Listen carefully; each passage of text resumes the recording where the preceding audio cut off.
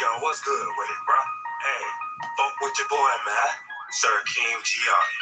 Fuck with me, dog. Fuck with me. Fuck with me. Fuck with me, dog. Fuck with me, dog. Fuck with me. Fuck with me. Fuck with me, dog. Fuck with me, dog. Fuck with me. Fuck with me. Fuck with me, dog. Fuck with me, dog. Fuck with me, dog. Fuck with me, dog. Fuck with me, dog. Fuck with me, dog. Fuck with me, you ride with me, you fuck with me, you lie for me, you fuck with me, you die for me, you fuck me, dog. Fuck me, dog. You fuck with me, you ride with me, you fuck with me, you lie for me, you fuck with me, you die for me, you fuck me, dog. Fuck me, dog. You fuck with me, you ride with me, you fuck with me, you lie for me, you fuck with me, you die for me, you fuck me, dog. Fuck me, dog. You fuck with me, you ride with me, you fuck with me, you lie for me, you fuck with me, you die for me, you fuck me, dog. Fuck me, dog. My cards on the table and I'm ready to play. Okay. So count up all your books, my niggas, time to slay. Hey, these bitches on the sideline, they talking cray cray. Okay. But I don't give a fuck, my nigga, fuck what they say. Hey, sucker nigga, dick is out and eat it, nigga. Ass is out and lick it, nigga. Nuts, I'm sticky in your gut. Sucker nigga, dick is out and eat it, nigga. Ass is out and lick it, nigga. Nuts, I'm sticky in your gut. Fuck with me, you ride with me, you fuck with me, you lie for me, you fuck with me, you die for me, you fuck me, dog. Fuck me, dog. You fuck with me, you ride with me, you fuck with me, you lie for me, you fuck with me, you die for me, you fuck me, dog. Fuck me, dog. You fuck with me, you ride with me, you fuck with me, you lie for me, you fuck with me, you die for me, you fuck me, dog. Fuck me, dog. You fuck with me, you ride with me, you fuck with me, you lie for me, you fuck with me, you die for me, you fuck me, dog. Fuck me, dog. It all played out just like I wanted it to. To them bitches on the sidelines, fuck you too. Me and my partner, we play this game. Down to all my haters, y'all bitches is lame. Sucker niggas, niggas, I'm the eating nigga. Asses out the licking nigga. Nuts, I'm sticky in your gut. Sucker niggas, niggas, I'm the eating. Y'all, guess what? It's my second interview for the night. I have been drinking, so I can't continue to do too much more. Wayne the Payne is in the building, chasing Atlanta. You guys have been requesting Wayne the Payne. Let me press pause real quick. Hello, thank you, and welcome to the oh child. You can tell I'm fucked up, child. It's after hours. I had one interview. I'm on my second interview. So mind you, I'm damn near on my 8th damn drink. I'm on my 8th cocktail. So, but no, we're gonna get it started. The interview is ready. I'm so excited because you guys have been expressing bring Wayne the Payne on tonight. So welcome to the Yellow Chair. I am your boy, Sir Akeem, Gionnie, giving you the real sweet tea. Make sure you guys subscribe, like, share, comment, and ring that bell for your notifications. Tonight we do have Mr. Wayne the Payne in the house from Chasing Atlanta.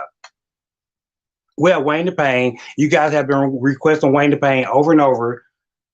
By himself.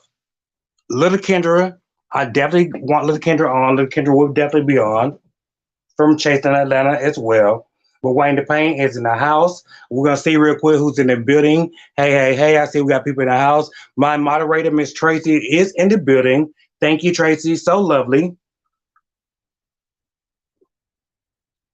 Y'all, it's Friday, so I'm fucked up. But in a good way.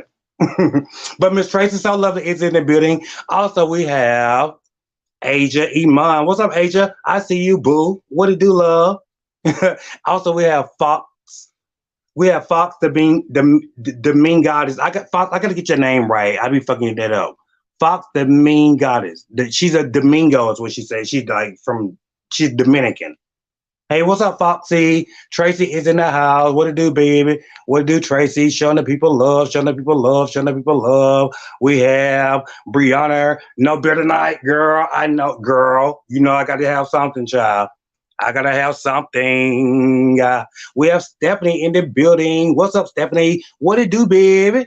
Thank y'all for coming to the Yellow Chat. We do have our special guest, Wayne the Payne. I cannot wait. But I can't wait to get to know Wayne the Payne's story, his back life, because a lot of people see Wayne the Payne, but they don't really know a lot about Wayne the Payne. So we're the Yellow Chair. Y'all know with the Yellow Chair, we bring exclusive interview because I like to dig into the people. And so tonight, I feel like we get a chance to dig into Wayne the Payne. What's going on, Bambi? 7 Bambi 19. What to do, baby? What to do? What to do? What to do? Brianna is in the house. Hey, Brianna. And we have Kendra. Kendra said, yes, Wayne the Payne. Yes, Wayne the Payne is in the house, y'all. Once again, before Wayne the Pain come on, because Wayne is definitely here. What's going on, Amanda? I see you. We just making sure we show love to everybody. Thank y'all for checking in. Thank y'all for showing love. Make sure y'all show love to Chase in Atlanta. Show love to Chase Wayne the Pain. Show love to Little Kendra. Also, make sure you subscribe to the Yellow Chair. But prior to Wayne the Pain coming on, we did have my single, FWM, which will be coming out soon. FWM be coming out very soon to all streaming platforms. Make sure you guys keep up with me because I will be dropping that very soon. Also, make sure you guys drop some bloodlines and some hearts in the chat. So we're gonna get ready to bring Wayne the Pain on. Before we bring Wayne the Pain on, I'm gonna go ahead and get my little intro music. Again, this is FWM. With your boy, Sir Akeem Gionnie. All right, so we can get started. We can get started.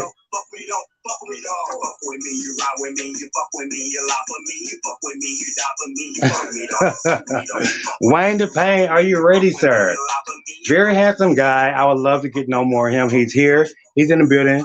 So I'm going to go ahead and bring him in. Let's get it started, y'all.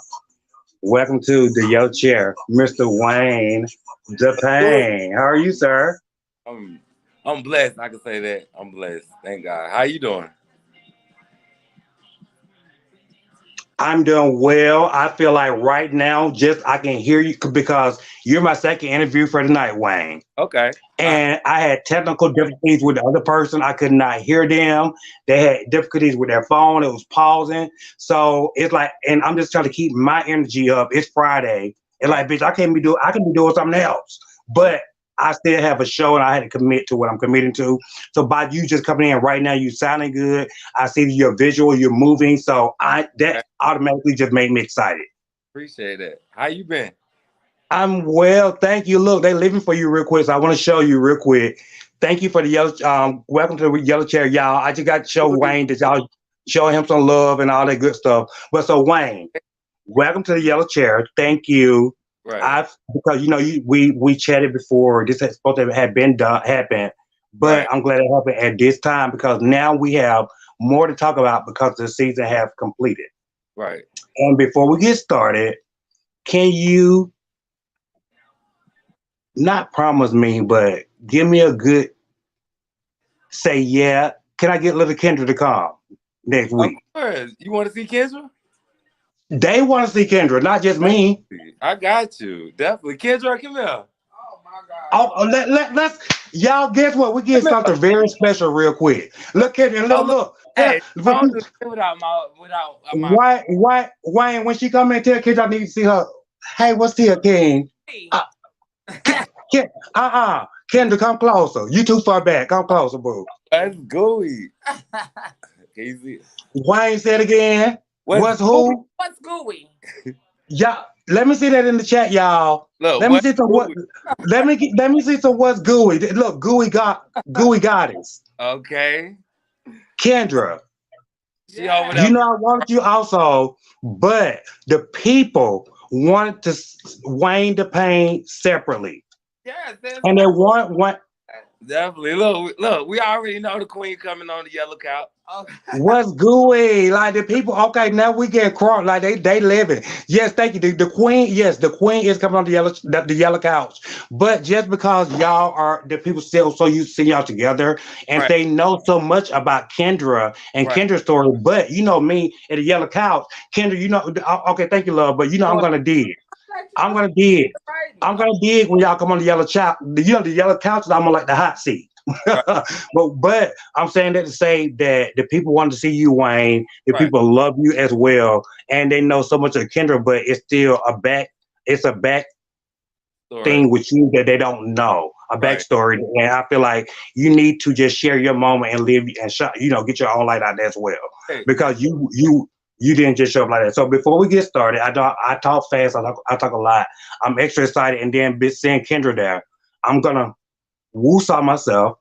So before we get started, Wayne, can you tell me a little bit about your fashion? What do you have on? You look very nice, but can you just um, show? Don't show me the shoe yet. Just your fashion. tonight I probably step out after I leave. You know what I'm saying? I got on a little denim. You know what I'm saying? It's a little light denim. My boo bought me this coat. You know what I'm saying? I finally wore it. I got on my blue and white Nikes. You know what I'm saying? In case I got to run or something out here in these streets. You weren't supposed to I, look. Now show me your shoe cam. You weren't supposed to did it too early. I Now did. show me your shoe cam. How do I? Wait, okay, there we go. Blue and white night. I love the all denim, and yeah, you look very like just you ready to go run the street. Right, definitely. And I'm glad you said blue. We're gonna talk about the blue later because that's my favorite color. You and Right, Kendra definitely. wore the blue out. And real quick, just speaking of that, let me just pull something up. Okay. Speaking of the blue, Right.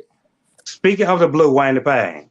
We're gonna get to all of this right here, but since you said it, and then you also said your boo, we're Right. gonna get to all of that as well. Okay. But before we get started, because this is just the beginning, um, thank you guys in the chat. Make sure y'all support Wayne the Payne. Make sure you guys support Chasing Atlanta. Make Okay. sure you guys support Little Kendra. Team Support their up. brand. Support what they got going on. But before we get started, Wayne the Payne, can you tell the guys can you tell us or where you from? And how long you been in Atlanta itself, and also how old are you? Okay. I'm 30. I'm from North Carolina, and I've been in Atlanta. I said 8 years now, but on and off. And sorry, on and off, you got to go back to Yeah. North Carolina every now and then. Yeah. My Okay, grandpa so what? picked one time, and you know what I'm saying. Family first to me. So, but he passed, so I did when I came back. Though. Okay, yeah, because sometimes when things happen with family, you have to go back home and then you regroup, and Right. then and reflourish when you come back or Right. whatever. So how long? So North Carolina, what part of North Carolina are you from? I'm from Greenville, North Carolina, like Eastern So North Carolina. you Home That's just right at the top of Atlanta, though, right? is where? It's just right at the top of Atlanta, Greenville, Nah, right at the nah, top. that's South Carolina. I'm like near Virginia area. Oh, I've been to Virginia. Okay, Out there by so the I'm thinking Greensboro. yeah, Greensboro. It's not far. Okay, Greenville. Okay, so you're from North Carolina and you've come from Atlanta. So you and little Kendra, because I know that you guys didn't meet on Chasing Atlanta. You guys you was already her manager prior to Right. coming on Chasing Atlanta. So how did you guys meet? You and little Kendra, and well, just let me get it right there real quick. How did you and little Kendra meet, and how long have you guys been friends? Right. I mean, I'm gonna give you a short little story of how it went. I actually was going through a rough stage in my life, and you know what I'm saying. What I moved here for was my dream. And one day I was walking my dog, and I told God, I was like, you know what I'm saying. I've always pushed my dream aside for, you know what I'm saying, trying to do this or trying to pay bills. You know what I'm saying. I really wanted to walk into my calling. And after I prayed the next very day, a friend of mine called me and told me she came home from New York. And I was like, okay, I'm coming by to see you. Cause at that time I just really wanted to vent and, you know what I'm saying, be with some old friends. And when I got over there, Kendra and her sister walked in. They had on these little black flight coats. And we started talking and chopping it up. And I was like, yo, you dope. I was like, what you do? Cause that's my question I ask everybody. What you do? She was like, yeah, I rap. And I was like, yo, let me hear something. And she started rapping. Like I could just see colors, and she made me feel like she was already, you know what I'm saying, on Billboard. There. Like, you're amazing. Why don't nobody know you? I was like, I definitely want to work with you. We could do anything. I feel like God sent us here today to meet. And ever since that day, me and Kendra been on the phone, and we've been TS, little Kendra, Wayne the Payne ever since. And it makes so much sense as you said it because of Kendra's voice is so captivating. And Right, then once you hear her story, and then she just being a real T.S. LaKendra. She's right, not perpetrating no Cardi B or no Megan Thee Stallion. She's in her own lane, so that's very good. That don't you was know. able to see that talent. Oh, that's And, like all day long. Like even when I get in my, you know what I'm saying, my spaces where I feel like I may be stubborn or I might have a different point of view, man, little Kendra gonna check my ass just like she check everybody else. You know what I'm saying? So she real, definitely. I wouldn't, you know what I'm saying, sugarcoat it for nobody. She definitely is who she show on the cameras. okay, and not to get into anything personal, but Right. have you all ever had a relationship or anything, Kendra or has is it just strictly never, business? ever had a relationship.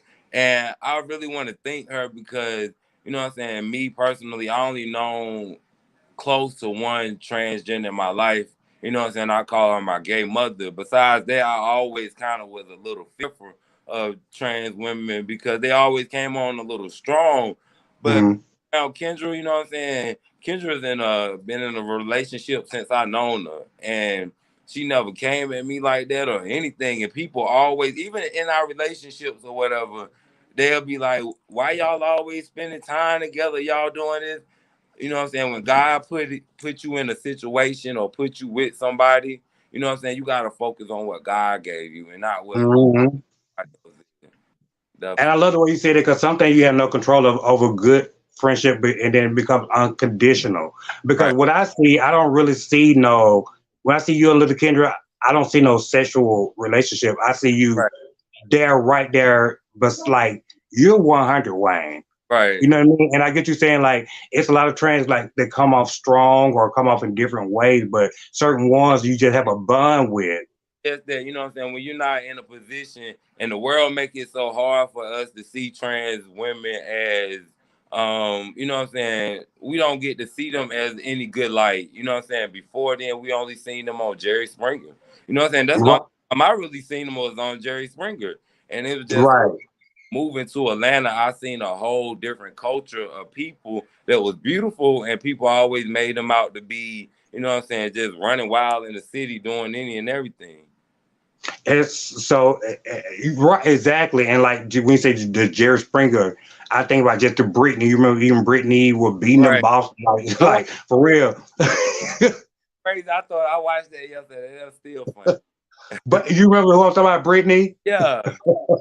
Yeah, so like that, I get what you say because I used to sit at home and watch that. I didn't even know no trans other than that also. But Right. it's like I'm so glad you said and put it the way you put it very respectfully because Right. it's the chemistry. Once you have a chemistry with someone, it's not about who they are, what they are. You call me like to some people I may be the gayest person or next person I may be damn the bitch is the bitch. But Right. when you have a good chemistry with somebody and that really showed the connection and it just seems as if you just got that connection with Little Kendra. I have that with there. She has like a security blanket with you in a sense, as far Right. as her being a trans, and not saying she put that on you, but it's just y'all connection, y'all chemistry. Like I got you, bitch, you got me. Like y'all don't even have to say it. Right. It's automatic. And when me and Kendra really first started, you know what I'm saying, I didn't start off as a manager. She already had a manager in play. And you know what I'm saying, we started off writing and doing music and everything together. You know what I'm saying, at that point. And it was just like we knew what we came in this for. It wasn't for no labels, nor you know what I'm saying, what nobody thought of us or how they portrayed us, even with saying we gay or whatever. You know what I'm saying? We came Right. on it for the next generation. That's why she named her album The Next Generation, because you know what I'm saying, what we doing now, we got to make a difference for the ones coming up. It's a lot of 5, 6 years old that, you know what I'm saying, I remember when I was 5 and 6 and I didn't know how to express how to be gay in North Carolina because that was hard for me. You know what I'm saying? I didn't, people would pick on me. I would be scared to get up and walk across the room or what you twitching or, you know what I'm saying? Like that was a lot for me at 5, 6, 7, 8. So I just want to do this. And I know that's what we doing it for the next generation. Okay, Wayne. Okay, real quick, because you said so much, and I comprehend everything real quick. Right, So just so we can just seclude this right here. You and right. Kendra not sleeping together, y'all just chemistry. You are loyal to And look, Kendra, point blank with that. family. That's you know what I'm saying. Like I said, when God put something in play, can't no man, no we ain't here for that. You know what I'm saying? We definitely Period.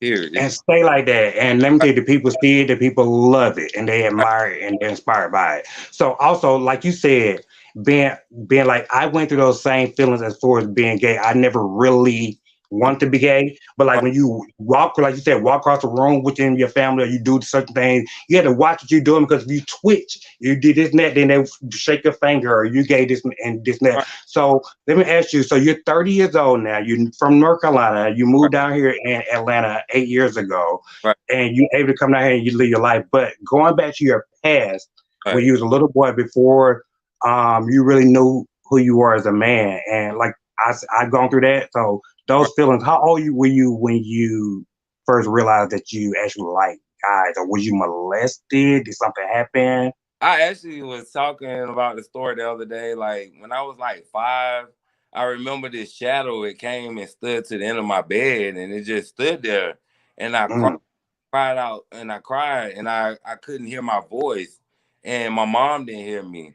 And like I guess it finally my voice broke through, and my mom came and got me, and it was just like from that day on, it was like I knew that I wanted to be, I wanted to dress, I wanted to put on some shoes, or I wanted to, it was something I felt. I don't know how to explain it, but you know what I'm saying? I knew that, you know what I'm saying? It was something inside of me that wasn't like everybody else or how they was telling me to be. You know what I'm saying? So it was just like, how do I, you know what I'm saying, let it out, or what do I do about it?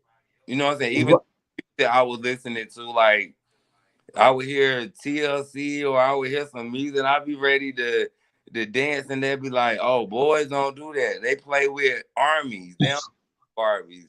They you G.I. Joe back in those days, yeah.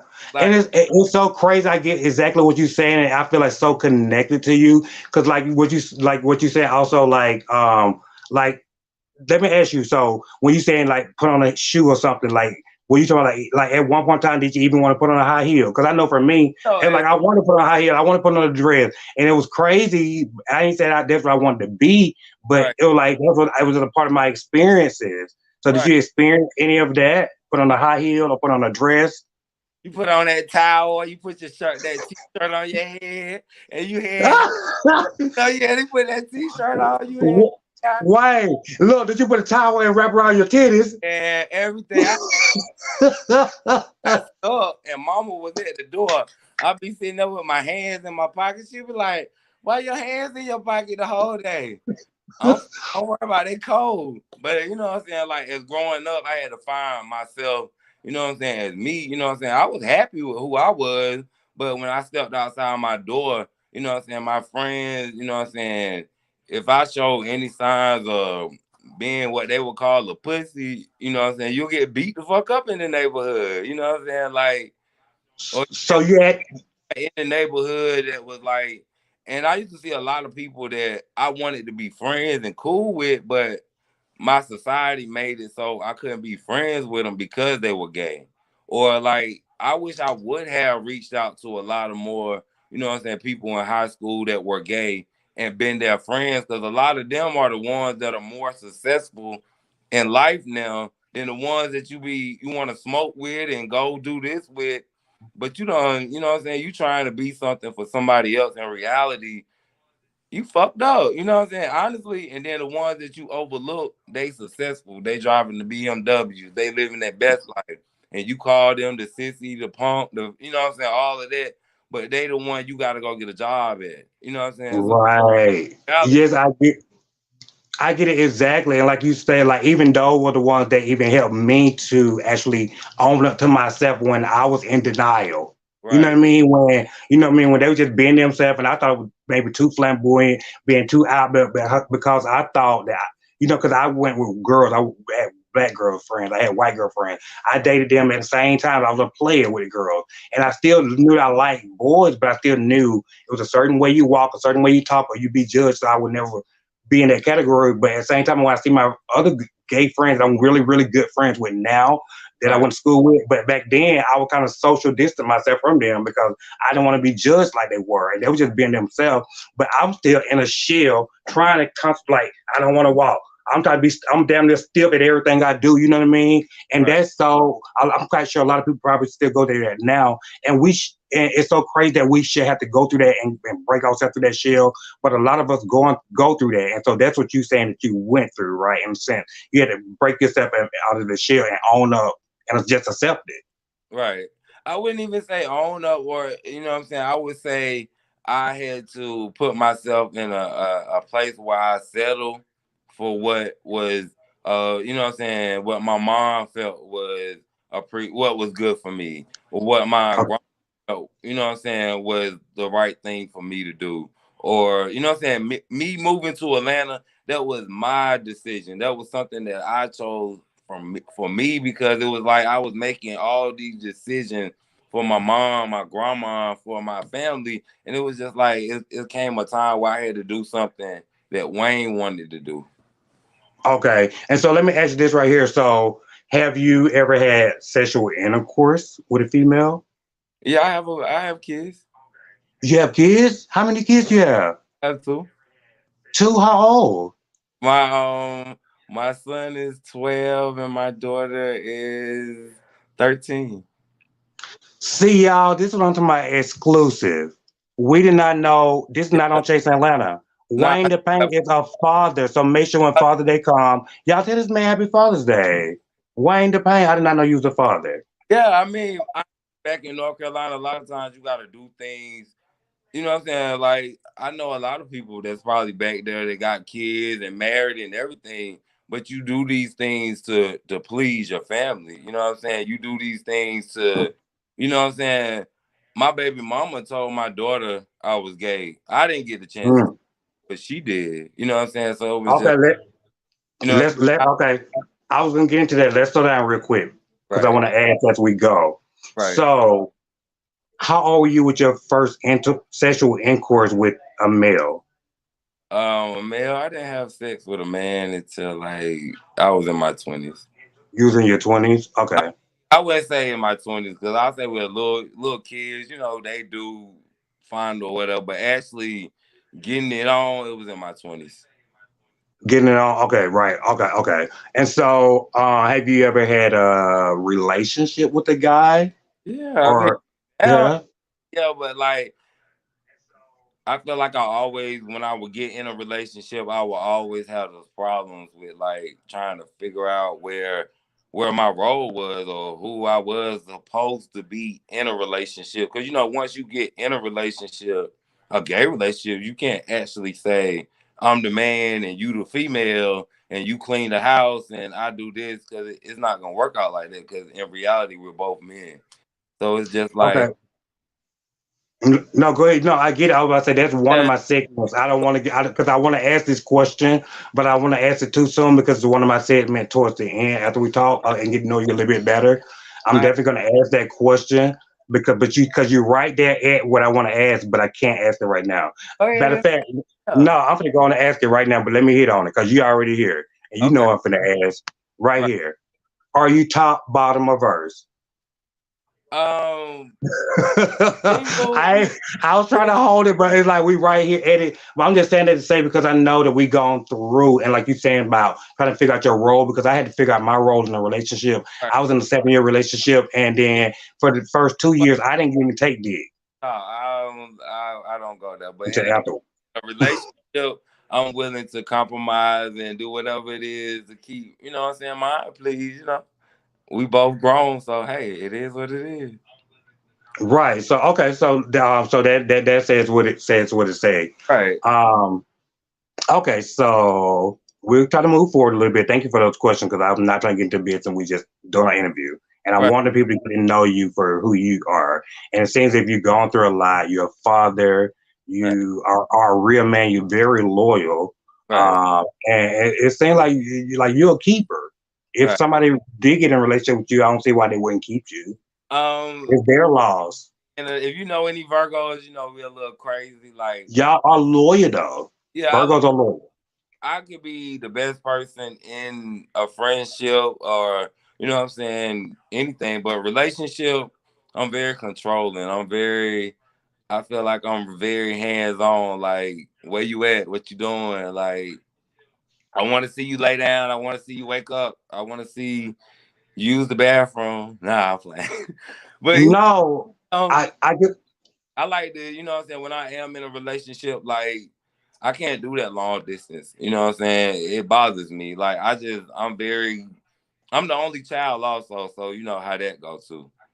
So Yeah, I get what you said because after my 7 year relationship, I was just, and I felt like it wasn't controlling. It's just like I love that person. I want to be around the person that I love. Like you said, long distance thing. It's hard. I want to hold you. I want to cuddle you. I want to wake up to you. I want to wake. Go to sleep holding you. Wake right, up to you. Shit, we can roll over heart dicks on heart before we pee. You know how that happened. And not saying like that, but then after my relationship, it's been so hard for me to actually grasp it again with a person in Atlanta because you got their phones and everybody want to do threesomes and do all this shit. It's too right. much for me. So I just choose to But one thing indulge it to myself. Atlanta has taught me that right there, you gotta let it go. Because if you Mm, get into your relationship here in Atlanta, that's any gay community. If you bring into your relationship, it's gonna automatically bring problems into your relationship. You know what I'm saying? right. You gotta learn to trust, and you know what I'm saying. Me personally, I had to learn that the hard way because I would be that one to pull up and look stupid. You sitting in there with your mama. You know what I'm saying? I'm like, damn, I'm going off, and you over here with your mama. Because So I never thought I was crazy, bitch, until I got into a relationship. I'm like, well, bitch, I will do some things if you fuck with my fucking emotions. right, So let me ask you, are you in a relationship now? I am. I'm in a relationship. Yeah. With a boy, a trans? I'm Not no disrespect. I'm just asking. nah, you gonna A do boy, yeah, it's a dude. How yeah. long y'all been dating? How long y'all been courting, as they say? 3 years. We 3 years? uh, Wayne, why is this the only show? Exclusive me, people. Wayne. me and Kendra, we automatically when we came into this, we said we wasn't gonna bring our relationship into this. And my relationship is we get a To little your to we your get relationship. right. Sorry, but go ahead. We might break up one week. And honestly, I think is he's very open. You know what I'm saying? He's very, you know what I'm saying? He's family. He loves family. He's everything. But me, I haven't even had that conversation with my mom yet. So me, I'm kind of, Um, you know what I'm saying, kind of standoffish with it. You know what I'm saying? I definitely know my mom knows. She called me and told me, I seen you and Kendra running across chasing Atlanta. So I'm like, oh let me God, she done seen it. She know. I know. Let me tell you, baby, these kids be watching. I can even with Chase Atlanta still with my first 2 seasons. Even though I'm still not on that now. Still, I Right. can go anywhere. People still recognize and know me from Chase Atlanta more than G status sometimes, and it's so crazy because people that you don't even know that watch, they really watch. So let me ask you. With that being said, Wayne, so have you ever came out to your mother? Nah, I really want to have that conversation with her. Like, that's my mom. Like, I know she's understanding, but if anybody know how North Carolina is or those small town Country. And on every corner, like, I'm very, I believe in God with my whole heart, my whole mind, my whole body, my whole soul. mm, And mm, mm. I can't think how they got me thinking. You know what I'm saying? Like I believe that if you be who you are, everybody got a chance to make it. No matter how you feel sexually or it's all here and here. Once it click and come together, God know the truth. You know what I'm saying? So it's like I know once I do have that talk with her, she's gonna be like, I already know. I knew long time ago when you was a little kid, but me like it's just It's just like you just did. Okay, let me say this real quick. I need help with Oh, Wayne, the people needed to see this interview. They needed to get this out of you for real. I'm dead ass. You're a polarizing character. right, Like you making me love you, then you make me want to cry for you. It's but people need to know more of you. So right, hearing your story and this real quick, it's very hard to come out with your mother. And like you said, they already do know. And your mother, one thing about if don't nobody else know you, your mama gonna know you regardless of what. She may not say nothing, but like you said, also it's still a certain level when you want to just express yourself to them or open up to them. You know right, what I mean? It right. takes time with that, and it takes you That's know. So that's a whole different story. And then right. you have kids. She's a grandmother. You know what I mean? You have all that is in consideration. And Right. like I'm quite sure she knew, like then watching Chase Atlanta, of course. And so I get it all. And also oh wait, I forgot I have what you were saying that I wanted to touch on that because it's so touching.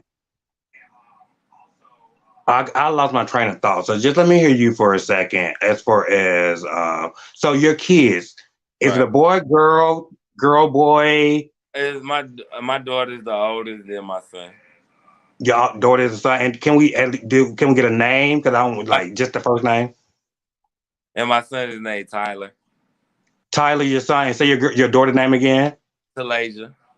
Talasia. Yeah. So Talasia, and Talasia is the oldest. Yeah, Talasia is the oldest. Okay, so but yeah, just coming out with a story is it's not easy, and it's a whirlwind, and like they coming from the country days, you know what I mean, and then going through to church. I think that's what I'm trying to say. Going Right. to church and then they stuck on there. Oh yeah, this is what I was trying to say. I had to realize with myself that we all have different beliefs. My grandmother belief and my mother belief it's not my belief or whatever. And I used to feel, and I did went to church. I believe in God, do all that, but Right. I never wanted to feel condemned. I Right. felt condemned. Everything I did, even if I liked the boy, I feel like they trying everything I did. I'm going to hell. I Right. had to get out of that and realize Exactly. you had to be more educational. The church tried to keep you to be boxed in, and you know what I mean, like and try to condemn you everything you do. You had to be more educational about that and know that God is a God and He's a high God and He's a loving God. And if He really love you, I remember Jehovah Witnesses kind of spoke Jehovah Witnesses and Mormon, but Jehovah Witnesses had told me one time, she's like, baby, if your God really love you, why would He have you to roast to burn in hell for the rest of your life if you did bad? Right. Why He condemned me like that? She said, I love my son, but I put him in the corner. I won't want him to burn in hell. And so I had started looking at things differently. So I Right. get what you're saying, like, yeah, so I just had learned to break out of that mode and not be condemned and just live me. And once I let that go and not condemning myself, I start living the best life and accepting myself for exactly who I am, and can't Right. nobody change me or trade that. You know And what I mean? touch on with that right there is like how also our society say, you know what I'm saying, with the church thing, you know what I'm saying, when you go to church, they comes up with the church 60. You know what I'm saying? Why is it that you got a man in church? Now he's in church where they saying that he's, you know what I'm saying, can help you and do this for you, and you got somebody that's in church. Why would you condemn them from even being in the place where they can get help? And it's like I don't. It's like our society set up black men, period, to fail, and it's like how. That's why I be thinking, told Kendra, we got to do this thing for the next generation because they set it up for LGBTQ, black, and whoever to fail Yeah. right now, and it's like we can't keep going do the same thing, following the same patterns and the same everything they did because they still haven't made a change in thousands of some years. We're still going through the same struggles. Nothing has changed. Why? Yep. Nobody has stepped Yep. play and actually made a change. A change starts with individuals. When it starts with me, Kendra, Akeem, Adarian, whoever, you know what I'm saying? It starts with everybody individually making a change and really sticking to it. No matter, you know what I'm saying? I hear Kendra saying the trans women, we stick together. You know what I'm saying? But LGBTQ don't stick together. How can we They be all gotta have something over each other. we gotta judge the color of the shoestrings you got. I didn't like that one earring he had, or I didn't approve of the threading in his coat, or you know what I'm saying? It's like to a point where we miss so much good in a person by looking on that one bad thing. And I feel like if we focus on the best in our community, we would strive to be better than any other community. Black, white, red, green, the LGBTQ is the most talented. They have the most creative mind out of everybody steal from us. You know what I'm saying? Everybody steal from the LGBT body yada yada. That's LGBT. LGBT. All Oh the housewives, all of them. yeah, everything comes from us because we're creative. We are very creative. Our minds think. If you look at the generation now, they're always on their phone. They don't have no train of their own mind. They're not sitting back thinking of something different. Look at you. You came up with your own music. You find people now that listening to whatever to create something that's already there. Your sound is Akeem. You got to be different in life. You really do. Right, because I know I'm not a singer, I'm really not a rapper, but I do talk, and I know I talk a good game. But it's Akeem. And you hear you Akeem in it. You know what I'm saying? And that's what people don't realize. What's her name? I Thank hope you, Wayne. Angel the one that be saying Asaki Angel, piss on Donald Trump. Piss yeah, on Donald. very creative. You know what I'm saying? Yes. I love her because she's not out here doing what Cardi B doing. She's not doing, you know what I'm saying? I see her as doing something different in her own lane. Somebody will wind up stealing it and being up there on the ladder, and they'll make tens of millions of dollars off of it because they wasn't gay doing it. We got You to know what? They actually did steal her when she did. Well, I just piss on the floor. right. Somebody did that and put it on TikTok first, and they got paid off of it. But she had to recreate in a way so she could make money. And I've been a fan of Sunky Angel since she was a digga a boy, when she was just doing Miss Jackie back in the day, like 8 years ago. I've been subscribed to her channel, Believe it or and not, so I don't seen the growth and all of that. you and Lady Monet is how I know of her. Yes, Monet fought with Sunky also. Right. Shouts out to Sunky Angel, and well, I just piss on the floor. So yes, Out here really doing a motherfucking thing, yo. Lady Monet too, I love her, yo. I love Lady Monet. Shouts out you to Lady Monet. You know that's my sis. And thank you also, Wayne, for giving me props and me love also, because it's hard out here for us, and we just trying to make it happen. So real quick, I want to ask you a question. Speaking of, because you do have kids, and talking about your mother Right. and where you at right now, as for, because you're in the world, so they have to know you're gay or somewhere. So Right. how you with the acceptance of where you're at mentally with your sexuality? Me mentally, when I go out, you know what I'm saying, I'm a me personally, I see myself as average guy from North Carolina trying to strive to make 100, the you know what I'm saying, to feel my passion and my dreams, what I want to do with music. You know what I'm saying? Like being gay, I mean, it doesn't matter to me. If I see a beautiful ass woman with a fat ass, baby, you fine as hell. If I see Right. a ass nigga, damn nigga, like, you know what I'm saying? I'm not, you know what I'm saying? I don't care. It's you know what I'm saying? Life is you gotta move on. You gotta enjoy life as it go. Cause you sit back and judge this person. Oh, I don't like her and I don't want to be that. You know what I'm saying? You will always be set in one box. And you know what I'm saying? Oh, Sexually gay, I don't see that. I don't. Gay is just a label to me. It's something that somebody throws around. You know what I'm saying? That's right. I like the way you said that and put that, because it's not like, yeah, and I like, because I like it's just the personal, the chemistry and all that. I'm not right. walking around with myself, hey, I'm gay, like I'm just me. Whatever it is, it is. You know what I Right. mean? So I like the way you put that. Right. So let's move forward a little bit, because I know I just want them to get to know you. Once again, you gotta make sure you subscribe, Chase Atlanta, Chasing Reality, The Yellow Chair, Wayne the Payne, Little Kendra. Oh, So Chase and Atlanta, we know you and Little Kendra came on there right. on season 3, and Little Kendra came on there with just Little Kendra, and this season you came with Wayne the Payne. Although you was there with her on season 3, Right. you guys, how did that go as far as your interview process? Did you reach out to Andario, Chase? How did it happen when for that process? Actually, to get on the show. Yeah, yeah.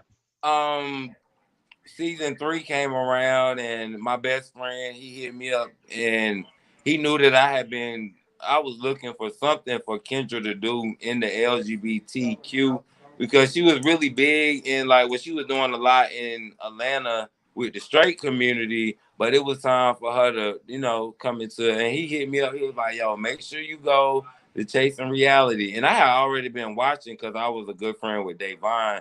So I was like, I presented the idea to Kendra, and she was like, Wayne, I do not know about how it's going to go. Why you just sound just like Kendra then? But okay. So you were the one that presented Chasing Atlanta to Little Kendra. Interview and we sent it in and I checked that email. I was like, oh shit, Kendra, they want to meet you. And Oh wow! it was all about the numbers. Whoa. Come on, Wayne, you Hey, better, did you know that your I made it in Chasing Atlanta the song? because I met you and Kendra both several times. You remember even like the At, season 3 premiere party. at the Uh, parties in Henry's. yes, and yeah, even at Henry, because for season 3 when it started, I was there at filming, but it Right. had went crazy. I didn't know what y'all did until I watched it back. Like so amped to meet you, and when you walked in right at the end, and you was like, "What the hell going on here?" I was like, "Oh God, it's not the right time to meet him." It went it went crazy. So that when we did meet at the premiere, and you said the same thing, you just said, "Yeah, I know you. Your kids all about the numbers." So thank you, Wayne. You always show me love, and I And appreciate that because it's right back at you. believe it or not, you that punch right there, that was a punch from your soul. You knew it was just something about it. And you was saying, "Hey, it's all about the numbers." I was like, "Yo, we got to do the song." And what I tell you, I didn't even plan on that. It's just the way I was feeling and everything. That's why when I was talking about it, it was like, well, this is what it is. So if me and look, I can't even rap that good, but if me and Look Kendra can do a little all about the number song, Look, we're gonna work it out. We're gonna work you it out. got me. I'll Look, talk to her too when she come on. Island while she writing there. She no eraser, no eraser. Come top knowledge. Notebook be ugly. I can't read nothing in Kendra notebook, but she can go through every page. Like Kendra is amazing with what she do. Like, believe it or not, I have never seen nobody. It be haunting some kind of. I be like, wait a minute, because believe it or not, I'm coming. We was riding down the road, and I was just playing beats, and she was like, hold up, go back, and she was like, and she just started rapping. Off top, like freestyle. Man, she just freestyled the whole song. She was like, I was like, do you remember it? She was like, I remember it. I was like, you remember it? She was like, I And remember she can remember it. That's a it. talent. Recorded it in 30 minutes So she could come off top with freestyle and remember it and record it. and record it. That's Look, a, she asked me, she did it so fast. She was like, Wayne, it's a little part at the end where you be like, the queen part at the end.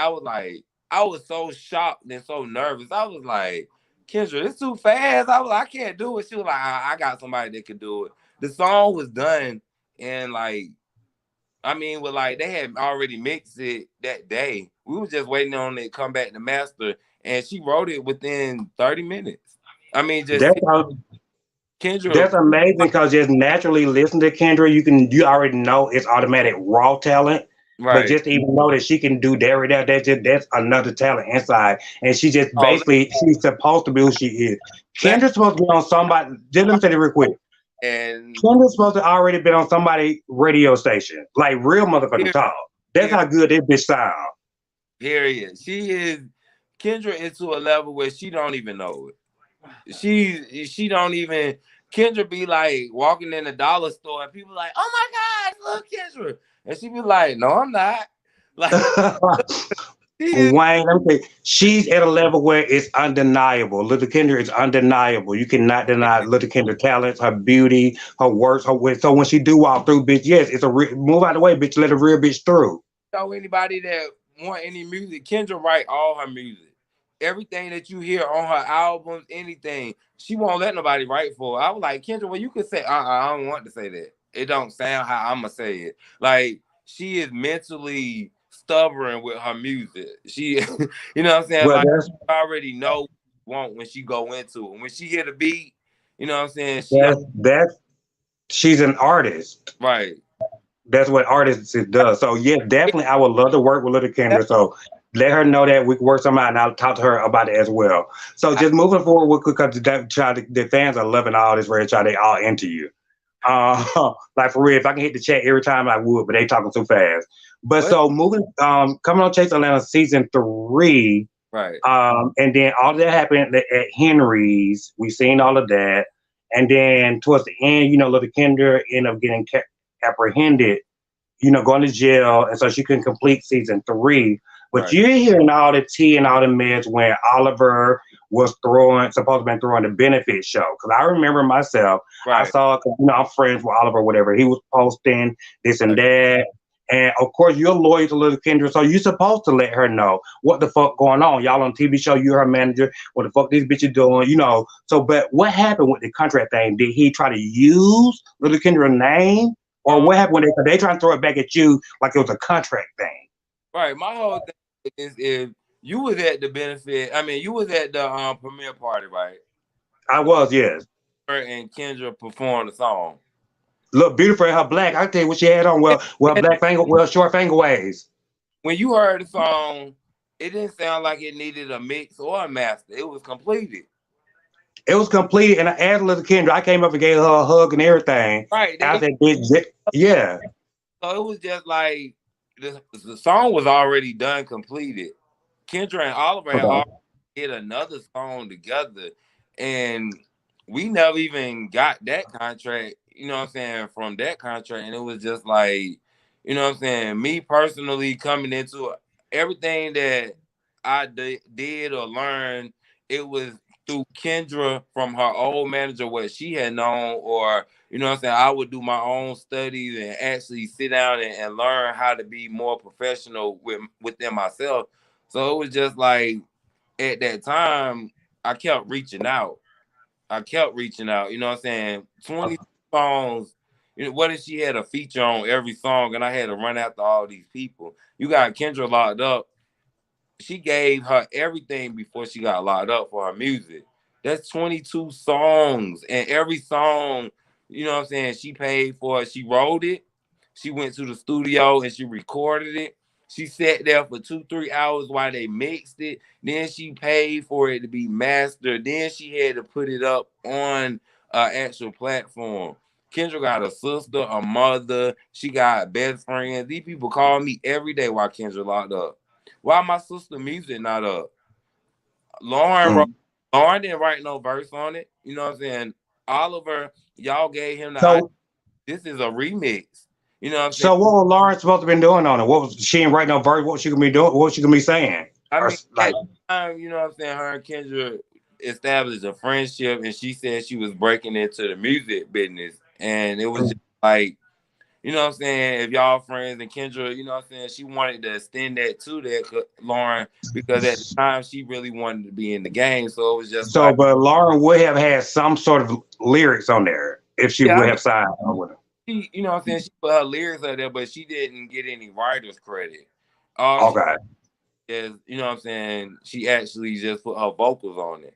And it was just So how did it go left then? Because I know it seemed like I thought it was a truthful benefit the way it was posted, and then it was canceled all of a sudden. So how did it go left? the night actually of the Power of Three. You know what I'm saying? After I seen everything, I still was like, you know what I'm saying? At the end of the day, they still got a job to do on the platform. So maybe they, you know what I'm saying, speaking from a point of where they was at that moment. But that very night after the interview was over at 11:30, Kendra album dropped on iTunes on all streaming platforms at 12 o'clock. Lauren called me at 3:07. Okay. I've been posting all week. I mean, maybe my platform wasn't that big or whatever, but every time I post it, I tag Oliver and Lauren. You know what I'm saying? I had been Kendra album post had dropped March. It was supposed to came out in April. It didn't come out to May actually, because I made sure I kept reaching out, but it never came. You know what I'm saying? I couldn't get the actual contracts on the signatures on it, but I knew that I had already airdrop Oliver when he came to the studio, and I don't think Lauren had her phone with her that day. So I said, well, I would email Lauren hers.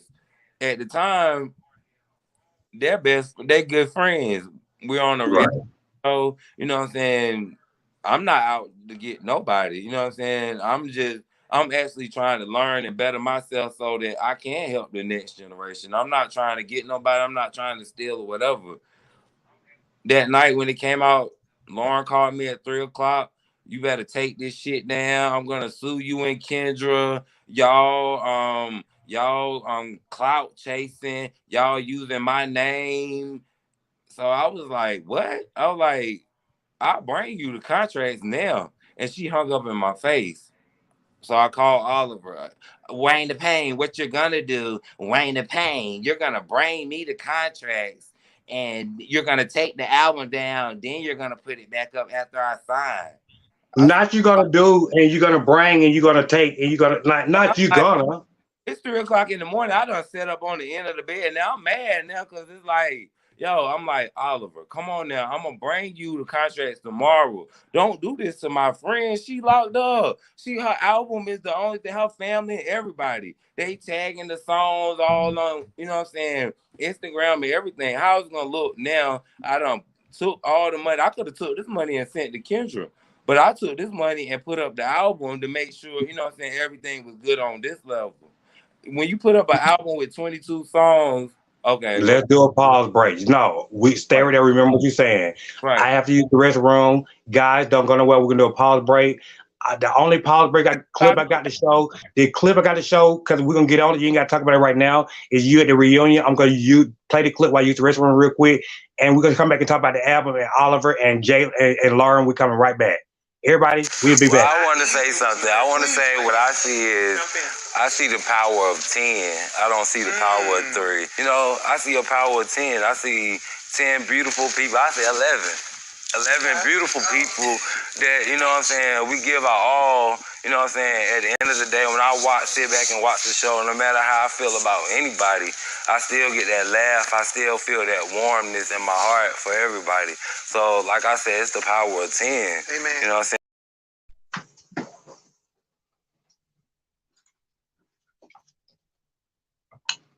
I'm back. All right, I'm sorry. I had to use the restroom, y'all. I'm sorry. Wouldn't have been on for an hour or more. So y'all know, of course, the restroom break comes in. Thank you guys. Thank you guys. Thank you guys for being here, being patient. We are at the yellow chair with your boy Sir King Gionnie.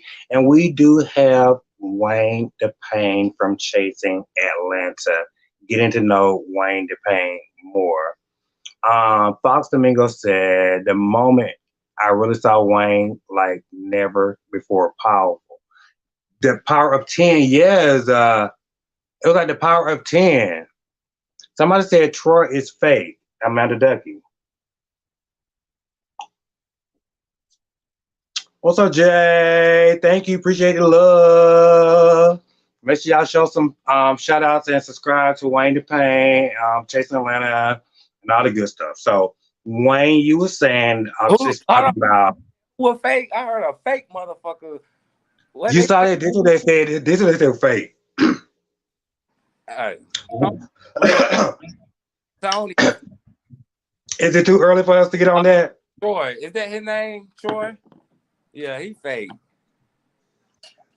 And you know what? I wanted to be Troy's friend. You know what I'm saying? I wanted everything to resolve, but it's like you can't go around the issue. If I had an issue with you and one of your friends, and me and your actually friend got into that fight, you know what I'm saying? I will come to you first. You know what I'm saying? Friend, let's get this over. But you can't go over nobody and say, you know, I'm sorry, but then I'm gonna sit here and talk to you and be like, nah, like cameras are nothing. You could have called me and said, I know we had an issue, you know what I'm saying?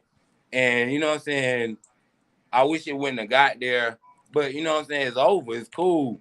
But instead, you send a little video talking about Kendra gonna be stuck, but in reality, he's stuck in that that blue screen with that chair he's sitting on. You know what I'm saying? So it's like, you know what I'm saying? Meaning his show, his I just show. shady to Tony, but it's like, I mean Troy, but you know he is fake though. Yeah, he do anything to try to get him a moment this season. You know what I'm saying? You the only one on the cast that really haven't been showing any growth to me, and I don't even want to be seeming like I'm being shady to him, but to try to come back this year and do all the stuff that you did and still not really show any growth.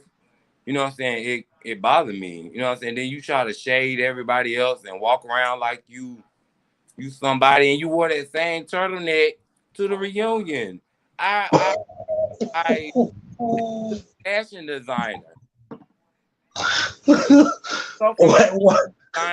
now you're a host. Like that doesn't go. Like it doesn't. I don't know. But Why? what's good? Why? Everything you saying right now, the people are feeling you. Lala Renee, which is my friend, asked Nene. She said, "Tell Wayne Payne she want to hear you say you're fake and you're phony. You shouldn't be here on this season." You're fake and you're phony and you shouldn't have been on this season. And he shouldn't have. He really shouldn't have been on this motherfucking season. He went. Wait. You missed the whole story. You showed this dick pic that you enlarged, and you felt like it was gonna carry you the whole season. Wait, what he say? You say he showed a dick pic? He showed a dick pic that he enlarged. Where on the show? Yeah, you don't remember season 3? What was that? We were born. Oh, he showed a dick pic, but yeah. I'm saying, did it show it on the picture? It didn't show it on the show though. His size though, right? Honey, it was like a regular 9 that he enlarged to look like a 10 or 11. Sir, don't let that. Show your work, your fashions. We didn't see no. We didn't. Right, so he had a video editor. He was stretching it. He was stretching it, Wayne. He was stretching it. I don't know. Y'all, wait.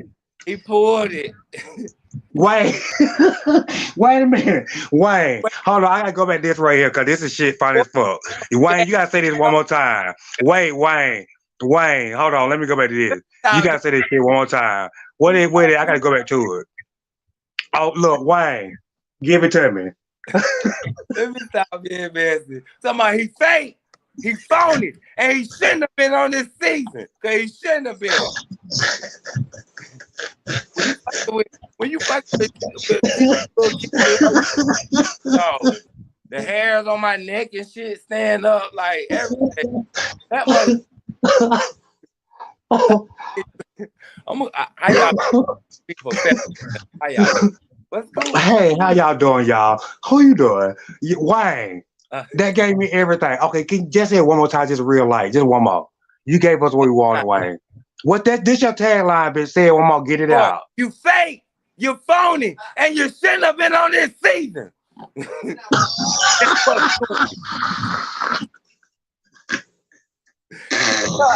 I need you to come say your tagline. Why? Why? Why? I ain't fuck with you. Come on. Just you ain't gotta come on. Just you know what happens to a toe when it gets struck by light? No way. Save that, Kendra. Save that. Save that. Save that. Save that. Look. Just like everything else. What's good? Oh my God. Let me tell y'all.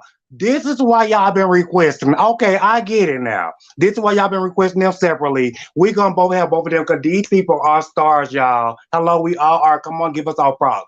Wayne, y'all done gave me. Let me tell you, to Akeem. Baby, that little tagline what you gave, and we already know who you talking about. Let me tell you. I know, child. And he don't okay, child. He's a TV. How the hell you be a TV personality with no personality?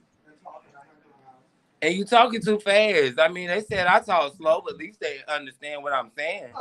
And my hands aren't moving all around.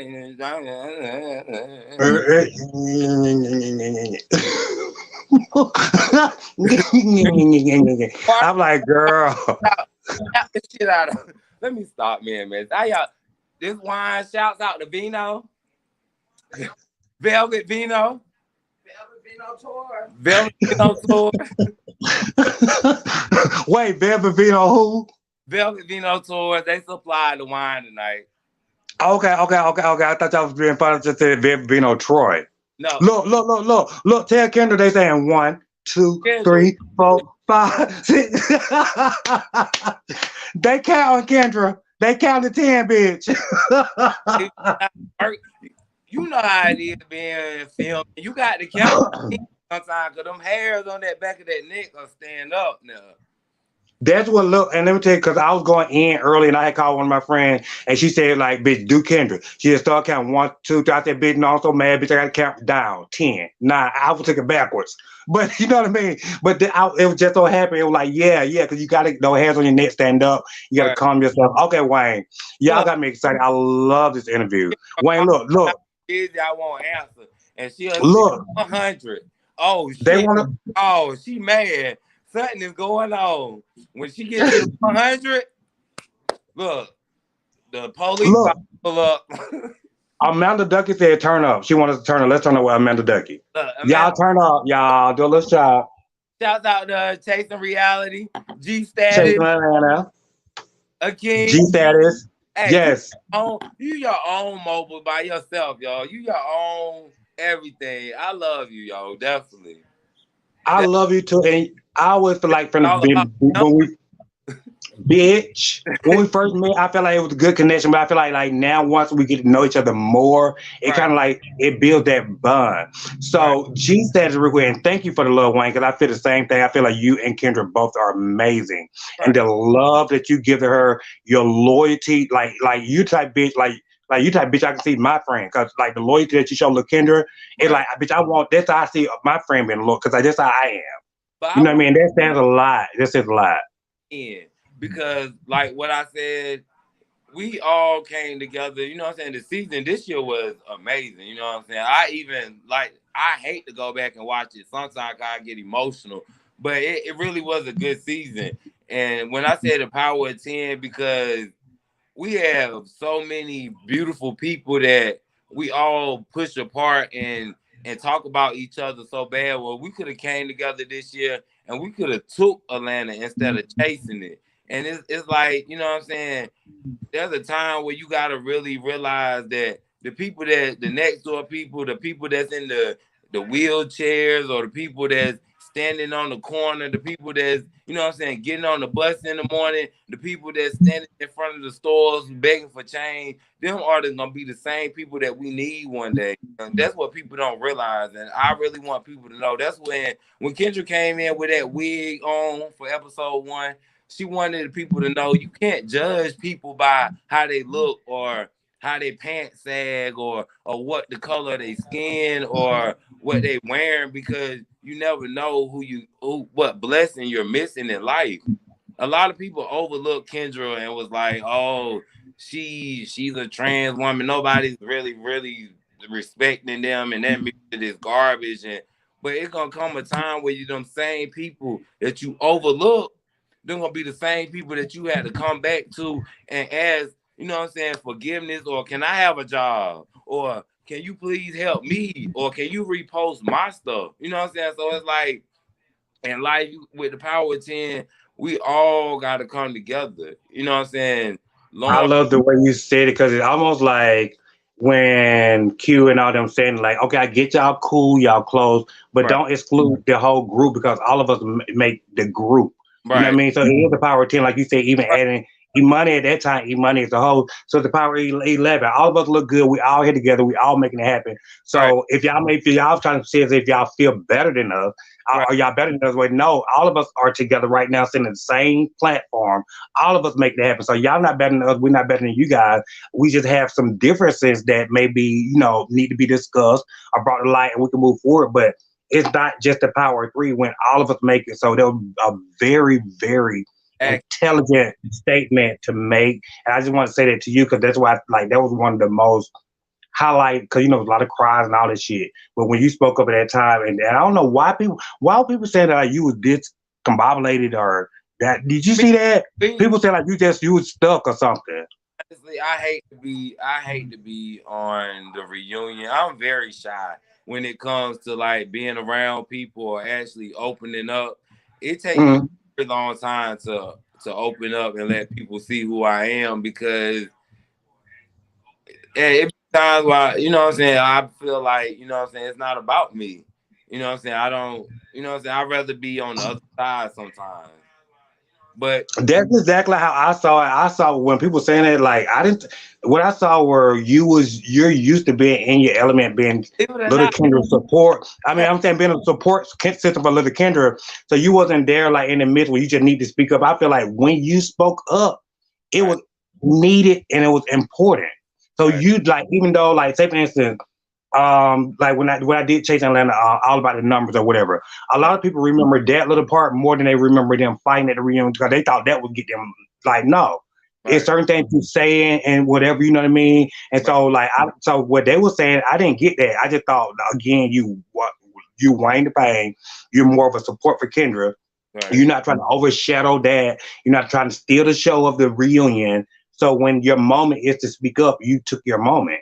And I think your moment was very intelligent. I think what it said, it meant a lot. And it stands. It stands because it meant more than just the power of three. And again, this is not your first season, this is your second season. And then you still had to stand for little Kendra when she wasn't there to complete her third season. So coming back to the fourth season, after hearing all this with Oliver, y'all get into the benefit show. That didn't go right. By this time, like you said, LaKendra did come out. She was in jail. And I asked you later, or you can just say it as you talk. right. I don't know how long she was in jail, how many months or whatever, a year, whatever. You can say that, but then going to jail and then coming out all the time, she didn't just go to jail yesterday and got tomorrow. So of course her wig, everything else got shifted to where she had, if she had to move. So you know what I mean. So like people can't judge that. Cause I know me, bitch, eyebrows, mustache, everything. Walk overnight, 24 hours, bitch. I look different. Right. You know what I mean? But you had to hear all that, and you had to be her support, bring that back to her. You and Little Kendra came back out, season 2, episode 1, to my knowledge. Y'all, once she got out, you Right. met her. Y'all was out talking outside of the property. Right. So, what was going on in your mind, or how did you feel for just hearing everything, and then you had to deliver the message to Kendra? I know you wasn't being messy because this your bitch. You're loyal to her. I'm gonna tell you what the fuck gonna happen, what the fuck gonna said.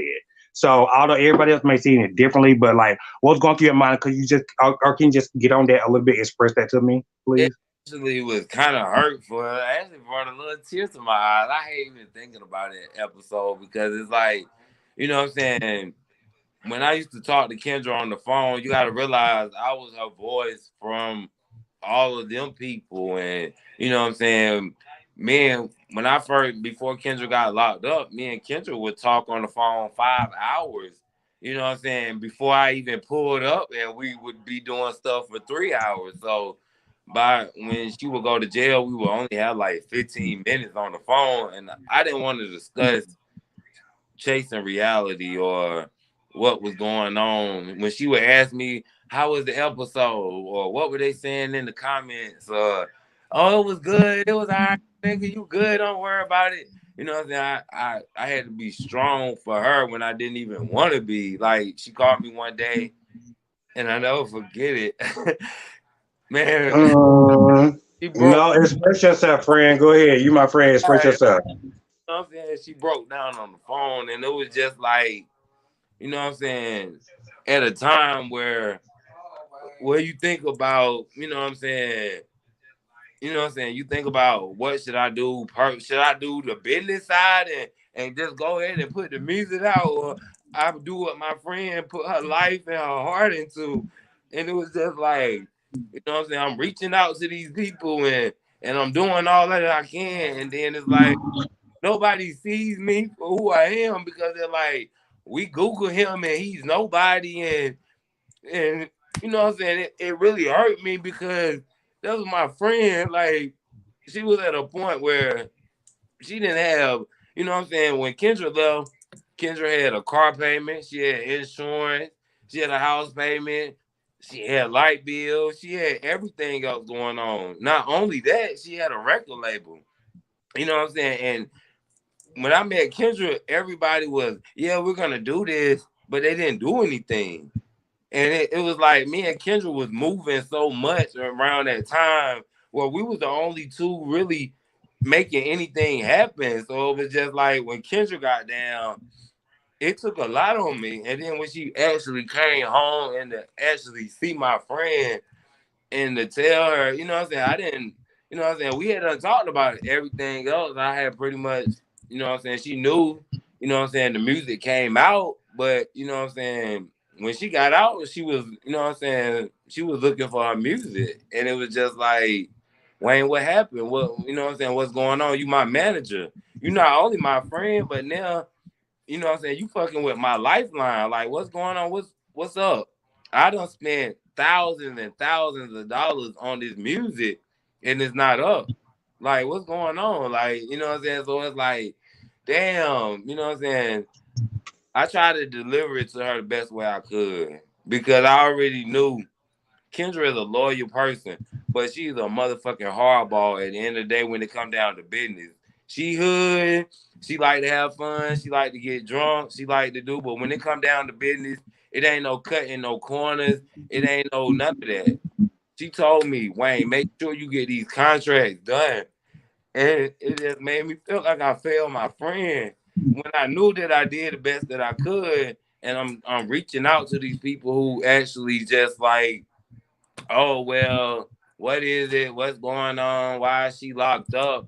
And it's just like, well, damn, you know what I'm saying? Nothing I'm saying is getting through. What do I do? Do I please these people or I make sure, you know what I'm saying, Kendra is happy, you know what I'm saying, the lowest point of her life. So I did what I felt was best for Kendra. But you know what I'm saying, it still kind of fucked shit up because I had to take it back down. And then I had to, you know what I'm saying, put it back up. But, you know what I'm saying, it worked out where God had it. So, you know what I'm saying, it is where it is now. But, you know what I'm saying, it didn't fuck up my friendship with Kendra and her, Lauren, and Oliver worked it out. So, but at that time, though, it was stressful on me. You know what I'm saying? I never been on this platform with these people. I didn't know how it was. You know, I'm just coming into this industry where I'm trying to make a name for myself also. And to, you know what I'm saying, see that I failed my artist, my friend, you know what I'm saying, Kendra managed me. You know what I'm saying? She's the CEO of her music group. You know what I'm saying? She made the first decision of everything. So, And let me just say this real quick, because Wayne, I want to say so much, and I'm gonna get it out as right, it comes. right, You got my heart bleeding love right now. Like, honest to God, not just mine, everybody else. I'm dead ass serious.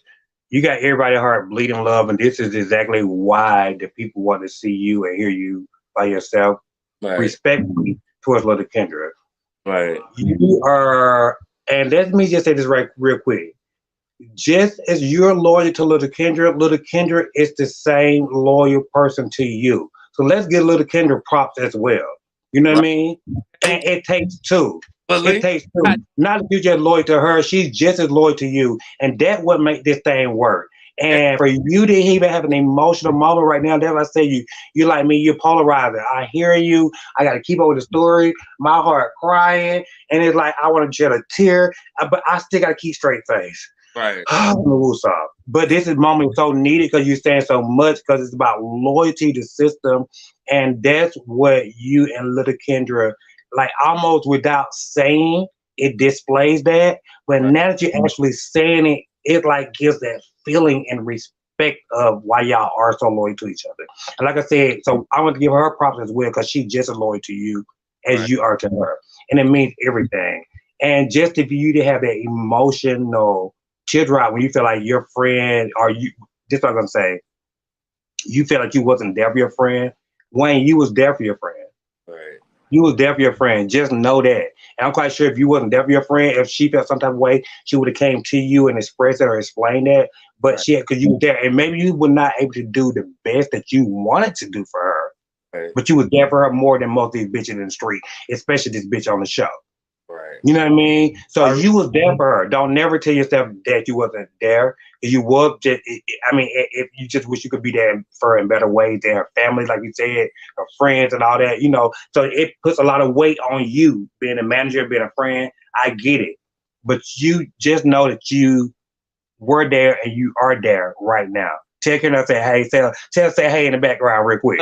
yeah, he said, What's good? Okay, so you were there and you are there. You see what I'm saying?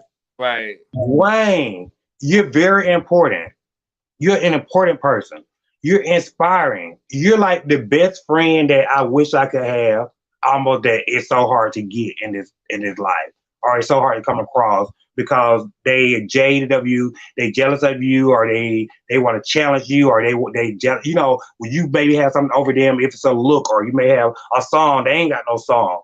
All this crazy shit. When it's Right. like, bitch, let's just work together.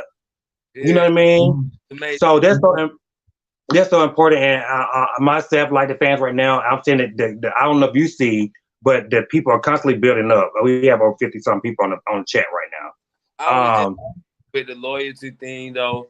You know what I'm saying? Loyalty, it can't be taught. It's gotta be it's installed in you. You know what I'm saying? It's gotta be to a point where, you know what I'm saying, no matter what, there's sometimes in this industry, in this life, you know what I'm saying, people will do anything for money, they'll do anything for clout, they'll do anything, but you selling yourself short.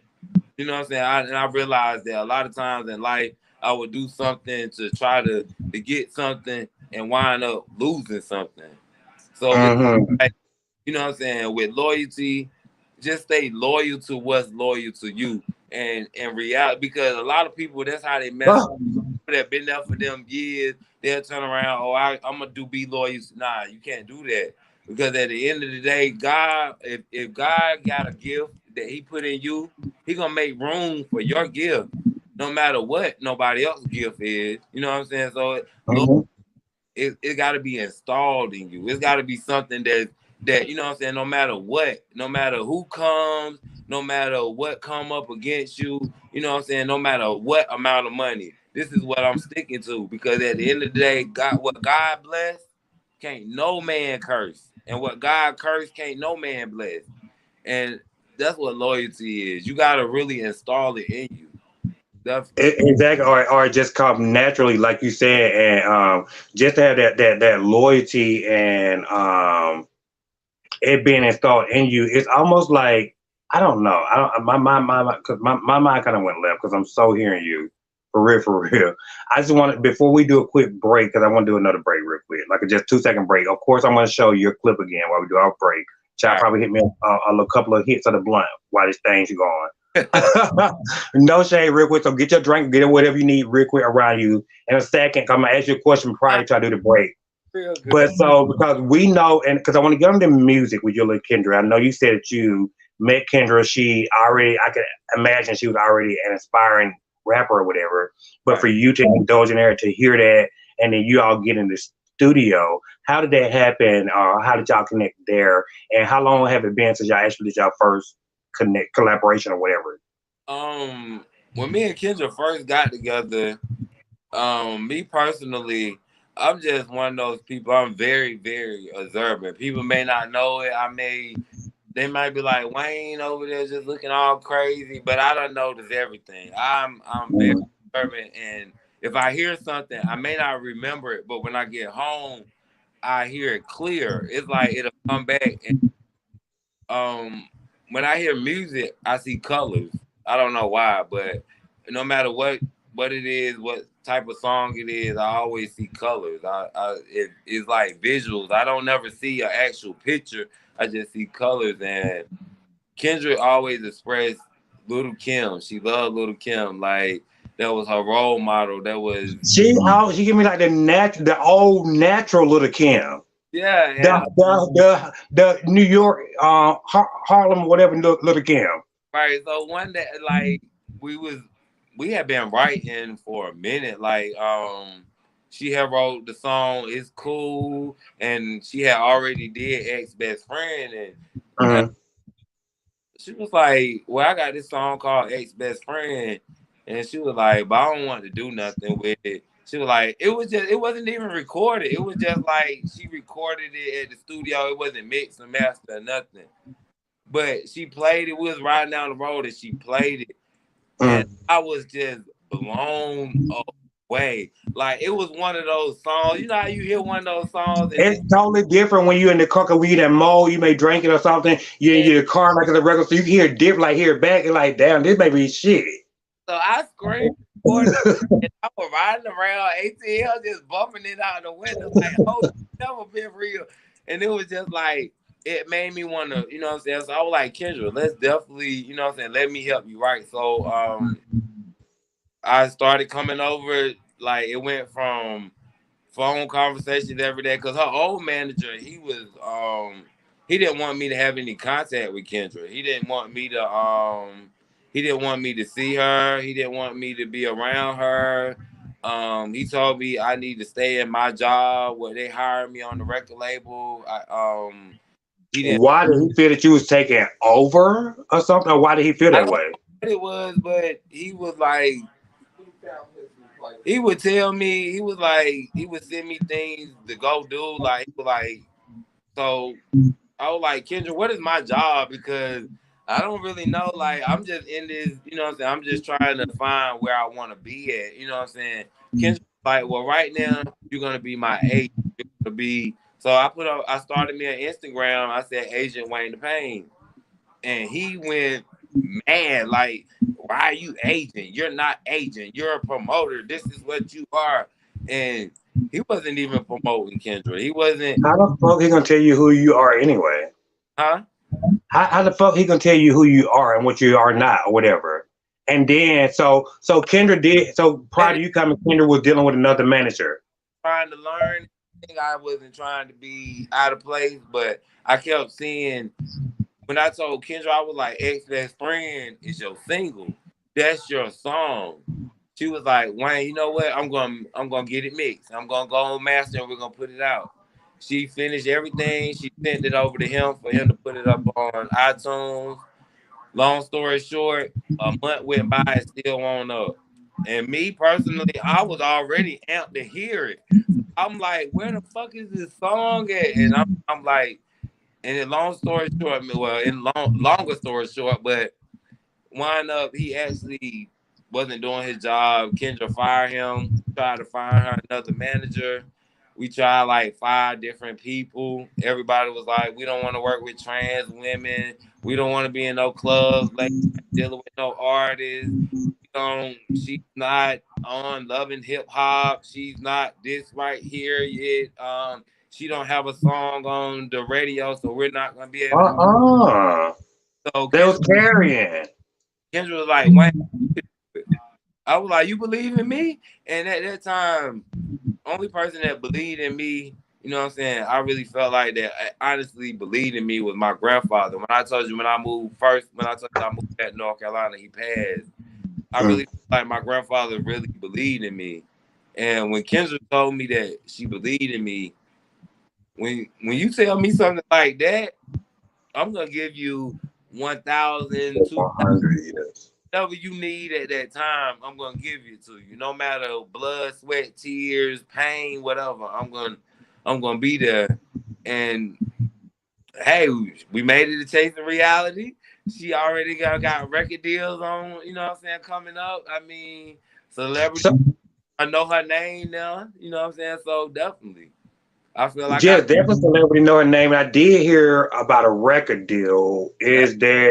Is there a label that y'all can say or anything? You can't talk too much Not about that. now because we gotta actually make sure it's gonna be the best for Kendra right now. Because if you realize there's no trans, I ain't gonna say there's no, but there are a few trans women, and right now that spot on Billboard for a trans woman to actually be on that spot and actually take it is gonna be legendary.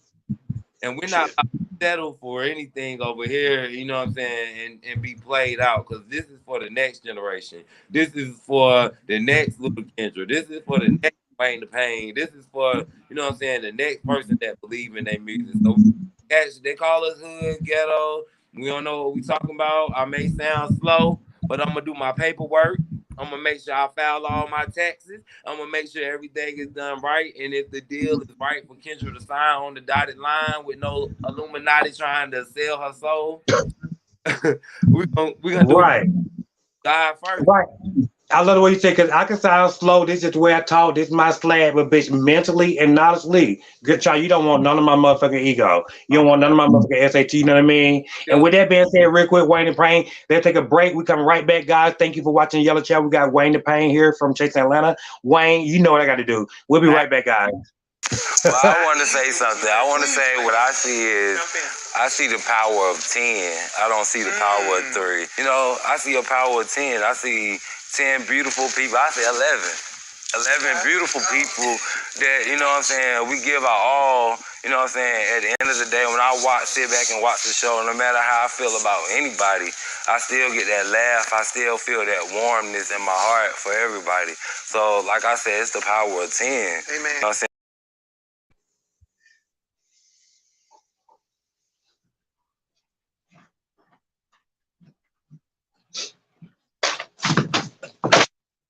And this right here for that girl that saying, wash my hands. There you go. There you go. There you go.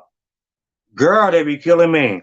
Akeem ain't wash his hand. He came back quick. Now my whole motherfucking camera wet. Bitch, look. My whole camera wet, ho. My whole camera wet. You satisfied? Girl, they be killing me. They don't know how to sit back and enjoy no motherfucking show. They want to talk bullshit and want me to talk bullshit back. Hi guys, welcome to the Yellow Chair. I am your host, Sir Akeem Gionnie, and we are here with Wayne the Payne. Y'all better not try to let me have it today and washing my hands and shit. Child, they be killing me. They be killing me. Wayne the Payne, what's the boo? What's gooey? You done made my night, let me tell you. This right here is better than going out on a Friday and spending money. Okay, look, I still might tip out a little bit. Okay. Where y'all going? What's Friday? The quid? I don't know. I normally I ride by and see what it look like. If it be jumping, I might pop in. I know. Okay, pop in, pop out, y'all. When it's free, bitch, I ain't trying to pay to get in that shit. I have more fun. I have more fun at home. Trust me. Right. A lot of people. Yeah, I better tell them I have more fun at home. I talk to them. I turn them. I've been Wayne. So getting to Chase in Atlanta. A little bit more. This has been great because I know normally, again, guys, everybody know I try to do an hour interview, but when it goes so good and a person like you, they have to get to know you. So as long as you are here with me, I don't mind having you because we still haven't gotten to a lot. But there is a story, with Troy and all that. So while I'm there, right. Let me go ahead and ask you. So Troy, Chase Atlanta, because to me it seems because you're a Kendra stan, and I did see Troy come in. It seemed like he was Kendra's friend 1 minute. You loyal to Kendra. So you ain't saying nothing really to Troy. Then you let Kendra and Troy have their own conversation and their friend. So to you, it's almost like, okay, you cool with Kendra. Then all of a sudden you see him going against Kendra. How does that make you feel? Because it's like, did that fuck with your mind? Because it messed with me a little bit. Like, I see you being 1 minute cool to her, the next minute you, like, what happened? I mean, if you actually see the first episode when he comes to the studio, they didn't show was Kendra, you know what I'm saying? That was the first person that Kendra filmed with from the, you know what I'm saying? The first person she filmed with from the cast. Right. I really feel like, honestly, I mean, I'm glad everything's over now, but I really feel like everybody else blackballed Kendra at the time where they wasn't going to her. They, you know what I'm saying? Even, you know what I'm saying, there was, even besides the new people, they didn't know Kendra, so of course they would film with her, you know what I'm saying? But the old cast members, I really felt like they blackballed her. So Troy, you know what I'm saying, that would be Kendra, you know what I'm saying, they still were cool. Why not? When what they didn't show was Troy and Kendra had a conversation where she was saying, you know what I'm saying, let's put on a show and you actually do the fashion and I perform. Okay, we didn't see Troy for a while. Next time we see him, he pop up at the studio and he's coming in and he's talking about me and Oliver. So me personally, I'm telling my friend, watch this man because you know what I'm saying? Right. You know what I'm saying? What you know what I'm saying? What's the, you know what I'm saying? If y'all gonna you're having an event with the man where you already done seen Christmas party, it didn't go well. They left, Oliver left, they was about to fight. Why would I even invite these two people to a brunch to sit down. I know there was about to fight at the last event. Then I come right into the studio, which people don't realize that was Rico's studio session. That was about Rico, but it turned into you know what I'm saying, Kendra my dog. But it turned to a Kendra moment. It turned to a Troy moment. The thing, what your thing is, I'm glad that was a funny ass moment. But in reality, people don't, you know what I'm saying, what's right is right. That was Rico's studio session. Rico had great music. He still got good music. And they avoided it to go around to the mess of it. When he came in, he's talking about Oliver and they're having an event and a party. We don't Oliver, we don't fuck with Oliver. She just dropped the whole song, Free Little Kendra. Why would you even want to sit down? You I was know? about to say that because it seems as if every time when you really think about it and look at it in that way, Kendra was always there chilling. They would come up and come in the studios and start talking to her. And then all of a sudden, when she didn't even talk about Oliver, she talking about what she's doing. She Right. talking about Oliver. Then they bring Oliver to her. So then she goes into 1, 2, 3, 4, 5, 6, 7, 8, 9, 10. You know what I mean? Because they Right. bring it to her. And it's like, now y'all fuck with my mind. My mind is here. Right. Focus on what I need to do. And y'all bringing this bitch in the midst of it. Yo, you want to be relaxed. You don't want to be in no studio with no eyelashes, dude. You know what I'm saying? You want to be in your zone. You want to be drinking. You want to be comfortable so you can get mental. He came in. You pay for that studio time. He came in with this Oliver, all this, and it's just like, God damn, like, you know, man. So, do you feel like they were almost like trying to poke the bear with Kendra, with Oliver, because they knew that she would respond? If you hear, if you actually listen to it right before Kendra walk up, he said, if Kendra gets out of hand, I'm gonna throw a drink at her. He said, if you go back and watch that episode, he said he's gonna throw a drink at her. If I feel like I already know it's gonna I be. missed that. I missed that. Let me tell you, on season 1, when we went to the cabin, the producers, let me tell you, that's why, like, I fought with Chase Atlanta, but that's why I had to kind of guard myself, because they wanted Jalen. They want this when she was Jalen, Miss Laura England. When we went to the cabin trip on Chase Atlanta season 1, they wanted that bitch to throw water on me. And when I found out, I was like, I wish that bitch would. And I'm still saying it right motherfucking now. I wish that bitch would. Bitch, please. You go back to season 3. Girl, I told them, and I told them that bitch, y'all fucked up for that. So y'all planned to have this bitch to throw water on me and try to have me to flip the fuck out. Because when I flip the fuck out, bitch, I ain't just doing her, bitch. I'm doing you, her, him, and them. Bitch, Jalen Aaron. You know that you bitch, you know not to do this whole thing. That's why it didn't happen. Jalen Aaron White, that's who you were this time, Laura England, I love you. But bitch, you knew better. That's why the fuck you didn't do that shit, bitch. I would have scrubbed your ass all up and through those motherfucking cabins. So they knew better, and that's why they script that they scrapped that shit. Bitch, please try to throw water on me. When I found out, bitch, I wish you would. That's the thing, Scott. Like, I fuck with all them, but these girl things just come out my like, girl, no. Once I go, I'm gone.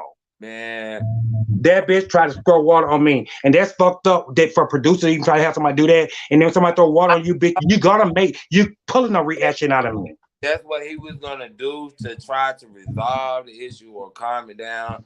Personally, I just wish it would have been, you know what I'm saying?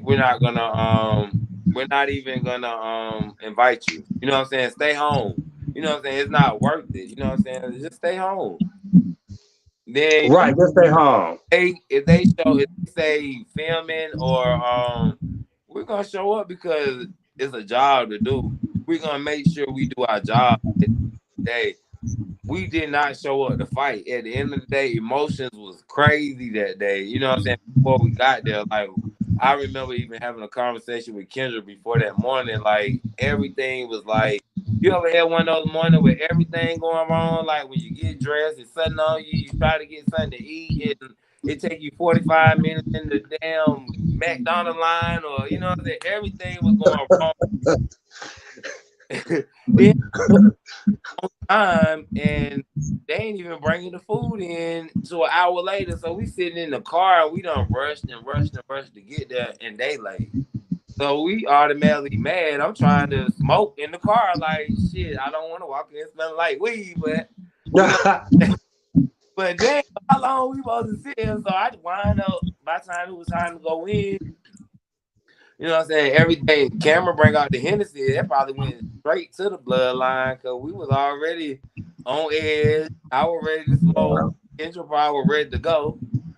And then, you know what I'm saying? Troy, I feel like he could have handled it better. You know what I'm saying? I wish he would have. So what happened at that moment? Okay, when Kendra and Oliver was getting to it, and Right. then like we can see Troy over there in the corner, but we did see you coming around the corner. Right. What happened that made you? Did you want to just attack him? Was you tired at that time? What gave you what gave you that energy just to like? We see full force energy coming around. You was like you. It was a red like a I red. You was believe zoned out. I One until of them. round, I didn't know what was happening. All I remember was when I was standing there, I saw that water come out of that cup and it was just going through the air. Like that's all I saw. And Oh, he threw water or something. I don't Troy know did. if it was a cup, bottle, whatever. All I saw was something coming out of it. Like it was in slow motion in my mind. And when I seen it, all I knew was Kendra was right there in the area that he was throwing it in. And before I knew it, I didn't know nothing. I promise you. All I knew was when I hit that floor, I came up with all might. It was just like God lifted me. And it was just with me personally, when I'm fighting, I don't care who around. It could be 10,000 people. I'm not gonna stop until I reach my target. And You had a target there, yes. You was my like bull. target You was targeted when you is came around that corner on the table. You knew who I, you wanted. You I know who you was going to. because at that point I felt Kendra life was Kendra right now. If it would have been a bottle and he would have hit her in her face or anything, Okay. our society is it would have hurt her. That's my money. So that was a part of your protection. My You got to. That was motherfucking a part of your thought. I got to protect my artist. personally, that's my Kendra is the start of my career. You know what I'm saying? Mm, Kendra is the next generation. For you know what I'm saying, you're not gonna come in and try to stop nothing over here. And that's how I felt. That's how I took it. It wasn't no I'm gonna go get him because he threw something. No, it wasn't. It was meant. It wasn't like I thought about it. All I saw was water, something coming out, and I knew it was going yeah. towards my friend, and I felt she was in danger, and I was gonna protect her at all costs. I didn't give a damn what it took. They could have College Park could have pulled up, locked my ass under the jail, and I would have been happy. As long as my friend So was you and Troy close, or were y'all cool at that moment prior to that? How was short, what I was y'all relationship standing? I mean, you can ask Kendra. I always told her to watch Troy. You know what I'm saying? Anybody that's all the time and looking for moments and clout chasing and showing dick pics to get a moment or whatever, you gotta watch that person. Um, So do you feel that Troy's a snake? I wouldn't say a snake, but I'll say a damn beetle in the grass looking for a moment, trying to be Maybe seen. like the groundhouse saw his shelter and ran back in. Man, something like it. He's trying, and it's just like I mean I get it though. You know what I'm saying? Me personally, I don't look for the spotlight because God gave me like God. You know what I'm saying? God gonna bless me no matter what. And what I see on this platform is a lot of people do things for moments, try to make themselves seem like they're somebody. And when you do that, you lose out on the gift that God really put in you. Like me, I'm not trying to stand out. I know Kendra really got a gift. And Kendra got a story that's more important than chasing reality and how we feel and what she going through. Her story is I'm a trans woman and I started from the age of 13 and nobody believed in me, Mm, but I made it. mm, And that's what I believe. That's what I stand for. So I just say anybody coming on this platform, show what God really gave you. Show what mm. you're really here for. 'Cause losing yourself in this show, it would have you messed up, looking crazy. And the comments, don't even go in them. Oh my God! That Right, had, don't go there. I ain't gonna lie. When I seen the fight, I broke. When I seen it again, I broke down again. Like I was over it. And you know what I'm saying? I didn't want That's, or I didn't want us to be in no fight. Like, you know what I'm saying? that's I didn't want to see Ariane cry like that. Really hurt me to see that man cry like from the last reunion. So let me ask you, because I know, and I ain't trying to go there like that, because it's like once y'all start swinging, everybody starts swinging, and like Troy friend came from nowhere. Then Right. they kind of walk you to the back where the fireplace or where the bricks was, and then you Right. seeing them get more hits on you because it more people than you probably even think of. You were targeting that one person, but once you target that one person, you got like 3, 4, 5 other niggas coming at you. So then LaKendra was there trying to stop all that. I don't think LaKendra was there really trying to fight, but she just tried to stop it all from happening. So she got caught in the midst of it all. But they target, like you was targeting that one person, then it like an entourage came at you. How did you feel? Because most people will say, I know I have had someone on my show, and this no disrespect. Right. They have said that Troy beat Wayne Payne ass. Right. So do you, and I ain't like, you don't even answer that if it's yes or no, but I'm saying, how did you feel? Because to me, it wasn't that Troy beat your ass, you and Troy was fighting, you went at Troy, and then other people came at you, multiple people. You know what I mean? So, but how do you feel when you was backed up in that corner? Because when you back up, when that many people got you backed up in the corner, overall, they gonna come out looking on top as if they whooped your ass. I would say actually the punch that the first one I threw, probably that one connected. The rest of them when his friend jumped in, I kind of felt bad for Rico because what you couldn't really see was Cameron, Dominique, and Rico and Kendra rushed in at the time when his friend came around his corner. So me personally, I'm actually how I was on the side. He was kind of like in the back of Rico. You know what I'm saying? So I'm like, damn. I still, and Troy was like in the middle. So me personally, I'm trying to get out of it. He never even touched me. Like personally, I think Troy might hit me one time when I actually kind of got closer to him, but I never really got hit at all. I don't feel like I say this. I don't feel like Troy whooped your ass. I feel like you knew the target that you wanted. You came around the corner at Troy. You was going for that person, not those people. And after you hit that person, those people came at you. And of course, multiple hands came at you. What can you do when you one person, but you wasn't scared? You know, like if in that case you want to move. You know what I mean? So I can't sit here and say Troy whooped that man ass. No, it was multiple people start swinging in and they back into a motherfucking corner. My thing is you're brave and you're loyal and you protected your brand and your artist. Yo, Kendra had my back, yo, and that's what I respect, yo. At the end of the day, my friend told me in the beginning, she said, Wayne, if I ain't on the way, something on the way in the air. And that's what came. Motherfucking okay. Okay, and before we get into the chat real quick, I have seen somebody, before we get into the chat, somebody had added this right here. Oh, I guess this is what it has. Jaja Moore, GG Moore. Please, Wayne, they said, please, can you tell me why Kendra was yelling at this after the show, after she threw the chair or whatever? So Kendra was yelling. I don't think let me just say this real quick before you start. Right. I don't think Kendra intentionally threw that chair to hurt that person. Right. I think it just happened. Everything going fast and it happened. Okay, done. Go Wayne. To hurt him. I knowing Kendra, she threw it to lay his ass out. Did you think she was throwing it directly at him? Directly. I thought she was just picking up throwing it and anybody he hit. If you watch the reunion, they show it in fast motion. That motion and 0. It hit my target. It hit. Now what, Scooby? So you know what you were doing, LaKendra? Exactly. She knew. LaKendra, wait, Wayne. Wait, sorry, Wayne. LaKendra, so you knew what you was doing? Oh God, I knew what I was doing. At that point. All right, got a queen. Oh my God. LaKendra, let me ask y'all. Wait, was they iron chairs? The chairs look iron. The chairs look iron. Oh God. Hey, y'all, welcome to the show. LaKendra, you might want to sit down. Y'all. Welcome to the show. The yellow chair. LaKendra, let's go. We got like Wayne. I laid that motherfucker out with that chair. One thing about me, the fold up chair. You're not gonna do my friend. I don't do that stay and watch because it hurted me because I'm real big on business. But I don't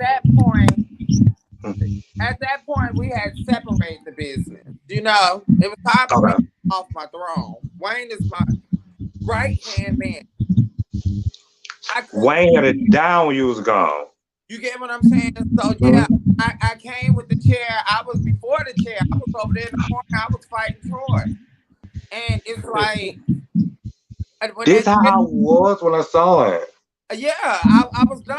Y'all not finna jump my friend. You not finna. This not finna happen. It could have went further than that, but thankfully, thank you, Lord. When they said the police was on the way, I said, "Oh my God, I gotta go." Girl, They I got don't know what happened. Somehow you got the right grip. It like you got the right grip, and you went back and you said, yeah. yeah, but It, so when Wayne threw, see, the reason I couldn't get over there like that, Rico kept grabbing me, and I was getting mad at Rico. So I'm like, look, don't touch me no goddamn more. It's going down. It's gonna go down. So so let me. when Wayne So threw let me me. off his back, that's when I grabbed the chair because I knew he was gonna get up. So when he Okay. stood up, the chair was already on the way. on the way. On the And way. you what? Let me tell you. Rock. Let me tell you. That chair was like a sky, like the space shuttle going to the spaceship. Once you picked that bitch up and you did this right here, it was no stopping because it was going. Because you in full motion. But let me ask you real quick, Kendra.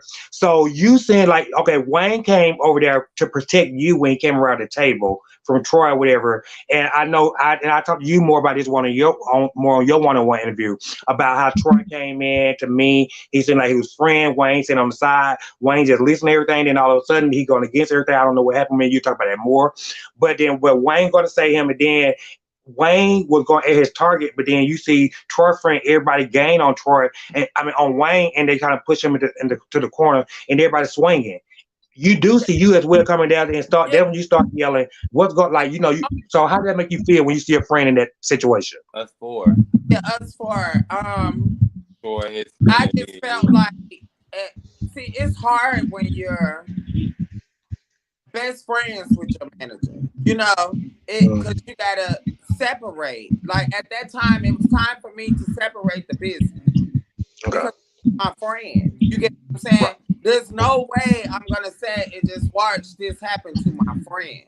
And one thing you do know, Wayne ain't finna let no bitch touch you, and you know And there you go. And I was reading the comments earlier. I heard someone ask if I was Kendra doing all the yelling. That was not me yelling, baby. I was in blackout mode. That was a Dari yelling. Yeah, that was everybody else yelling. Believe it or not. Did you see that? But, So that's why I was wondering because at first, like and they say y'all right out there living. So I was confused. Like when you hear that yelling, I was like, was that Kendra yelling or was that the female in the background? So you hear somebody saying stop or something. Was that you? I felt like I was disrespected to the most. Like it was it. Like one thing about it, you're not gonna do my best friend. Like that's just period. Like it went crazy, and I know y'all did not expect that. Y'all did not come. I know y'all as people. Y'all would not never go anywhere with that intention. Say I'm gonna go here and do this. I said.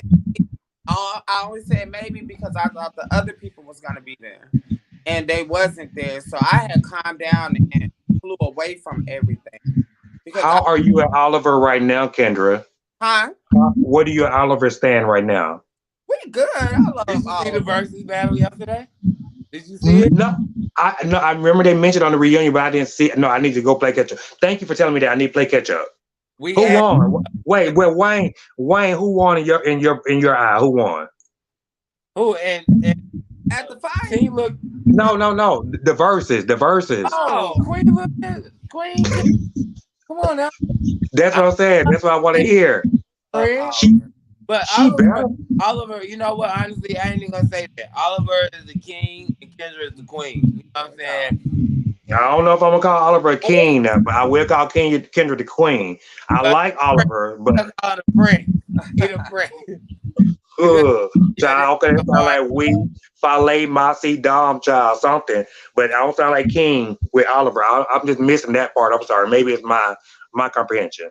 But Kendra definitely the queen. I'm definitely gonna play catch up. You guys, Kendra, how can we find that? Y'all, how can we find the verses? We actually gonna be dropping in a few days on on YouTube. So y'all had it like on IG or something? On Next Generation News and on Oliver Tweak's page. But Okay, and so I've been hearing you say a lot about Next Generation. Can you give us more or let the people know what Next Generation is? So because we keep hearing it, let us know so we can, give us Next Generation. It's our YouTube channel that me and Wayne started when we got together. And I told him about, he was like, what's the name of your album? And I said, well, your album that I'm working on, I named it The Next Generation. He was like, wow, like that's a powerful name. He was like, I think we need to. So it was actually Wayne's idea to name the YouTube channel Next Generation. News in there because we want to we actually want to spread the news to the next generation. Like you saying, Wayne, like it's next generation for what Kendra is doing herself for the next generation. People can be easier as like she doing she's like a blueprint or stomping ground, and it can be harder for that person, but the next person you want to make it a little bit easier for them. Not saying it won't be hard, but for the next generation. In a sense. So Kendra, Wayne did express to me you can write just like there. And I know you already said you've been writing like doing music since you were 13. So how hard is it for you and I to get together and just come up with something about in regards to it's all about the numbers? How hard is that? If you have a beat, all you have to do is send it or we got you. However. I don't know how to get a beat. I gotta get something like it's about numbers. I gotta get away. I gotta say it. I don't know how. With it, but with music to me, it's like I tell people I'm so deep into music and everything because a lot of people don't know is that at one point in my life I was suicidal when I was coming out at the age of 13. I didn't know what was going on. I just knew that I wanted to be a woman, and at that time. Not only did the friends and people accept me, I was having problems getting accepted by my family. So I felt like I was better off gone. But the day when I thought about taking my life, it was a notebook and there was a pen there. And I used to write poems before I started writing music. And for some reason, when I saw the notebook and that pen, I went all the way around me getting ready to kill myself or wanting to try to kill myself.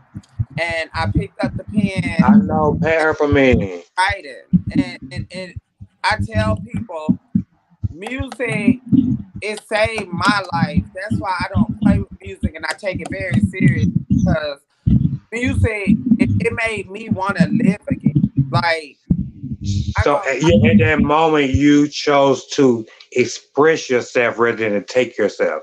And like whatever the anger you was going through, you got find a way creatively to get it out of your chest rather than you taking your life. And you know what I mean?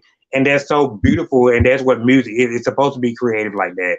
You're supposed to be able to express yourself on what you're going through. And if it turns you from going down that dark path to able to express yourself and maybe help the next person, then that's beauty in what you're doing as well itself as far as an artist. It is. I also said when I was younger, since I realized it saved me, I also in my music and all my music, I try to let it be a meaning or a story or something that's for somebody else. I write music to where it can save somebody. It might be somebody that's getting ready to take their life and they can hear my music and want to live like I wanted to live, So even if it's just one person at a time. It's all about saving lives, because I really don't think I'm supposed to be here right now. Like I was that close, but God. Let me say this right, because I know I have a lot of questions for you. I want to definitely say something for your one-on-one interview, but you said 13. So let me ask you real quick. Did you start transitioning at that age? At 13, 14, I had made up my mind that I was a woman. So I was going to the nail shop, getting my nails done, trying to hide them. And my sister, she's transitioned too. My mom had 3. Your real sister? Wait. Your real sister? Yeah, my mom had. So she's a trans man? She had 3 boys. 2 of us turned out to be trans. Okay. So my mom got 3 boys, and I'm the only one. Child, that's what I am. But so, child, I would love to get your mama on here a little tea. But So that's it's what you got to like, come on so we can hear more of that story because I know like what And that. they Yeah, y'all at the same I'm not time. saying like every day, but I'm thinking that probably had to be hard on your mama a little bit too. Out of it's 3 boys, hard then two on not her just gay. grandma. So Cause is they your other was going on. They was like, what the hell? Like so it's is your other brother what or whatever? Is she still trans now today? Yeah, she she still was on the trans. She on show. my Instagram. She been on the show She was on the last at the episode. last episode at the courthouse when I was hugging. Wait, Wayne, was she at the reunion last season when Kendra wasn't able to make Yeah, it? she It was said, her. yeah, I she's thought that was a real fucking bit, a real female. She all looking like and everything. So yeah, she just as real as you. yeah. Yeah. We got the same mother. This is an exclusive, y'all. Kendra. So okay, I remember seeing her when Wayne came. You know, you could make it, and I just thought she looked just like you. I'm just like that's a girl version of Kendra. But Everybody asked, is that Kendra? It's That's why Alicia. she was my and sister. she trans too. Yeah, Beautiful. Oh my god. we have the So same imagine mother. what they went through in high school and coming up, Yeah. walking home and all of that. Like, I can ask so many questions right now that I really want to ask. Like, how did y'all know y'all was gay? Did y'all tell each other? I gotta say something I, for Kendra interview. I that, gotta say something. our mom would go to bingo and stuff. We would, would Girl, you remember when they used and bingo when they used to dap, they used to dap it. I be in and try to beat my face and honey shit. One time she came home and almost called us. I said, "Oh shit." We had all her dresses out, and she like, "What the hell is going on?" So real quick before I ask you too many questions, because I gotta ask you, I gotta say some of these I questions. pulled How it old was before my sister. I was 13, she was 15. okay, so she's I older than you. I'm finna be me. I'm finna live my best life. See, I was always the bold one. I was So always, who transitioned first? You or your older sister? after she saw me doing the nails and everything, she was like, "Man, fuck this. I'm gonna go for what I know." So Because you was her inspiration. Like yeah, made her help her to be her and own up to herself. yeah, I'm gonna live my life, but I know how it is not to be accepted. I know how it is to want to be someone that you know that everybody's gonna judge. I know how it is to want to take your life because of what people and outsiders think. I know what all of that like is like because I was that person. I was just younger. I just thank God that He covered me and came into me and showed me that notebook and that pen and let me know that He blessed me with something that He don't bless a lot of people with. That was yeah. the gift. That's very powerful what you just said, Kendra. So to you, that was almost like a savior, and you grasped that, and that's how you move forward with a lot of things in life, hurt or whatever. Let me write, let me get it off my chest in that way. And that's what I did. That's why I say today, I love all my fans, everybody that believes in me. I love Wayne because he believed. I know you Like too, friend. I know, and it's like when people believe, you have to honor and respect that. And I'm big on that because it takes a lot. All it takes is one person to believe in you, really. Right. Yeah, exactly. Because what people don't know is that when I met Wayne, I was at my wit's end. My camp Hmm. all the way out. I was done. I knew what I had, but it was difficult because I knew I was trans. I knew I was dark skinned. I knew that in a lot of people's eyes, I wasn't pretty enough. Probably was too ghetto. Who knows? But I also knew that I was me. And when I met Wayne and he believed, that candle that had went out, it lit right back up. And I came full force. The point that I'm trying to make with that is that sometimes we all need a push. So Sometimes let me ask all we you, do need you for somebody to believe. so exactly. So let me ask you, do you feel like out of all the friends of whatever you go through, if anything happened to you, that person right there sitting beside you, Wayne the Pain, is that person or the one person that you can count on. It's not gonna be no mistake. I'm not gonna have to argue with you about doing it. Cause you know, like say even if you in jail, you know, you call the kid like, you ain't want to put them out on the book. They laying around on the phone. Yeah. Like it's like no, but you need to already know what handle your business. Like you need to have my back. I should have to argue with you and go through all this. Do you feel like that's the person that's gonna have your back or have had or will have your back? Always have my back. I'm always have Wayne back, and that's just how it goes. And I believe this season our loyalty was tested. You get what I'm saying?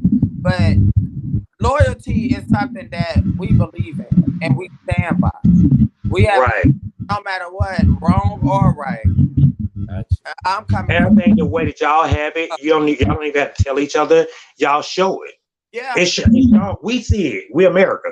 We see it. And like I was saying to Wayne the Payne, he's so, and a lot of people give him his props because you know, but you been trans, and a guy like Wayne, they just see him like definitely so loyal to you, and they love that. But at the same time, you had to give Kendra her props too, because she just as loyal to him.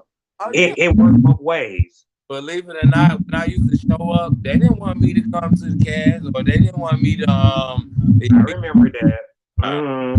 I remember when I was for season 3, I heard them talking in my ear too about. I ain't never said that to y'all, expressing to y'all, but I know that they were just focused on Kendra, and they feel like Wayne Payne was an interruption or whatever.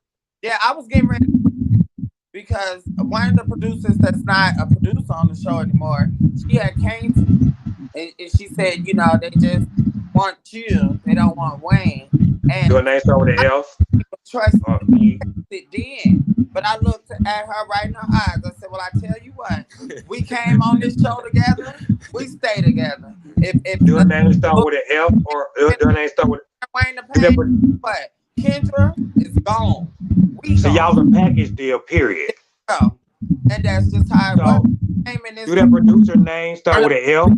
Me personally, I still would have been. I mean, I wouldn't have cared. They could have set me on the side long as I was there to support my friend. It could have been if they would have told me to sit outside in the car, my nigga. I'll be outside in the car when you ready. All right, my dog. I must crank it up. To me, Wayne said it feel like Wayne never tried to force himself on the show. That was me and Wayne was talking about earlier, Kendra. Even with their reunion, when they were trying to say, "Well, Wayne just sitting there drunk or whatever, or high, whatever." Wayne never tried. Wayne let you be you. He know his place, and he ain't trying to overdo none of anything like that. And so I never saw Wayne doing that. When I blow up, and because trust me, I tried before. It's time because I know my blow up and blackout. Sometimes they come with repercussions, and it's like I try to be careful with that because it's just like, you know what, I've been through so much, and I know a lot of people hear my story, but you don't know my story. You know the real deep down inside story. I've let so much shit go, slide, and let it be to where it gets to a point where I just explode. And I thank God that I got someone like Wayne, because they were saying Wayne this and Wayne that, but they better be glad Wayne was there. Because if he wasn't, I would have been bust heads and all of that shit. I would have been. And I love the way you said, because like mentally, it's what I'm gaining as far as what you're saying. You know, had a hard life just growing up, even before 13 and becoming a girl trans. You know, went through a lot. So at this time, like, in the bullshit, you trying to calm it down. 1, 2, 3, 4, 5, 6, 7, 8, 9, 10. Before I go left, I done went through so much shit, and I know me is what you're saying. I know how I am, and I will act the fuck up. So let me try to woo-saw. Yeah, because you know, I know at times, you know, I'm ghetto and I'm a hood bitch, but I'm trying to grow. I'm trying to be professional. I'm trying to let those things that would have affected me not affect me. I'm trying to that, you know, I can be stronger. I can grow like anybody else, and I try to push things aside and everything. But when people think they know you, they try you to see if they really know. You know, we'll try, yes. So it's like, I love the fact that how you said it. And I'm gonna tell you this right here. I don't think you ghetto. I think you just Kendra. I think you just you. I think each of us can be put in that place. Like if somebody try me, then bitch, I'm gonna act the fuck out. We're human. You know what I mean? So don't let nobody categorize you because I'm like they're trying to put you like in a box or categorize you. So you know you're human. You're acting out. You know what I mean? So ghetto or not, but this how I come off. Then I'm just telling you how the fuck I feel, bitch. You trying me? I don't give a fuck how you know, bitch. If I'm ghetto, however you see it, bitch, don't try me. Period. You know what I mean? So yeah, so don't like. So I know a lot of people even come at me with words and all this shit. And guess what, bitch? I transform those words to make me feel better, bitch. Make you look stupid. So like, don't let nobody do that to you. Like, just flip that shit and make it positive and make it work for you. You're beautiful, Kendra. You are talented. And for this man to tell me that you even just can be riding in a car and freestyle, come back home and fucking remember that shit and get in the studio like you like, that's a talent. You are a star, and I want you to know that. Anything serious that saves their life. Kendra, give them This is a lifeline. What they want? Y'all want a freestyle from Lil Kendra? Kendra, give us a freestyle real quick. Just a little stuff. That Wayne cranking you up. I've been drinking, so I don't know if I can really get lined up off the top of the head right now. But they just make it rhyme. That I took the front cover. They even judged me like a book. My best friend said they be praying for your downfall. But I know G.O.D., so I stand tall. I'm a living legend. Them hoes hated on me. Jealousy. They even tried to blackball me. But what goes around comes back around. Envy and hate, that's the enemy. It's all the same thing. Negative energy. Competition where we don't compare. Lyrically trying to kill any bitch, I swear. See, I'm something like the Terminator. Leave you on a respirator. Look me in my eye. I'm something you should fear. Freddy Cougar, bitch. Your worst nightmare. See, Wayne the Payne. We're taking over. Praise Jehovah. The game is over. I came back around. Karma's right here. Here. What goes around comes back around. Hey. What goes up, it must come down now. Kendra. Get back around. Okay. Automatically, your voice is so amazing.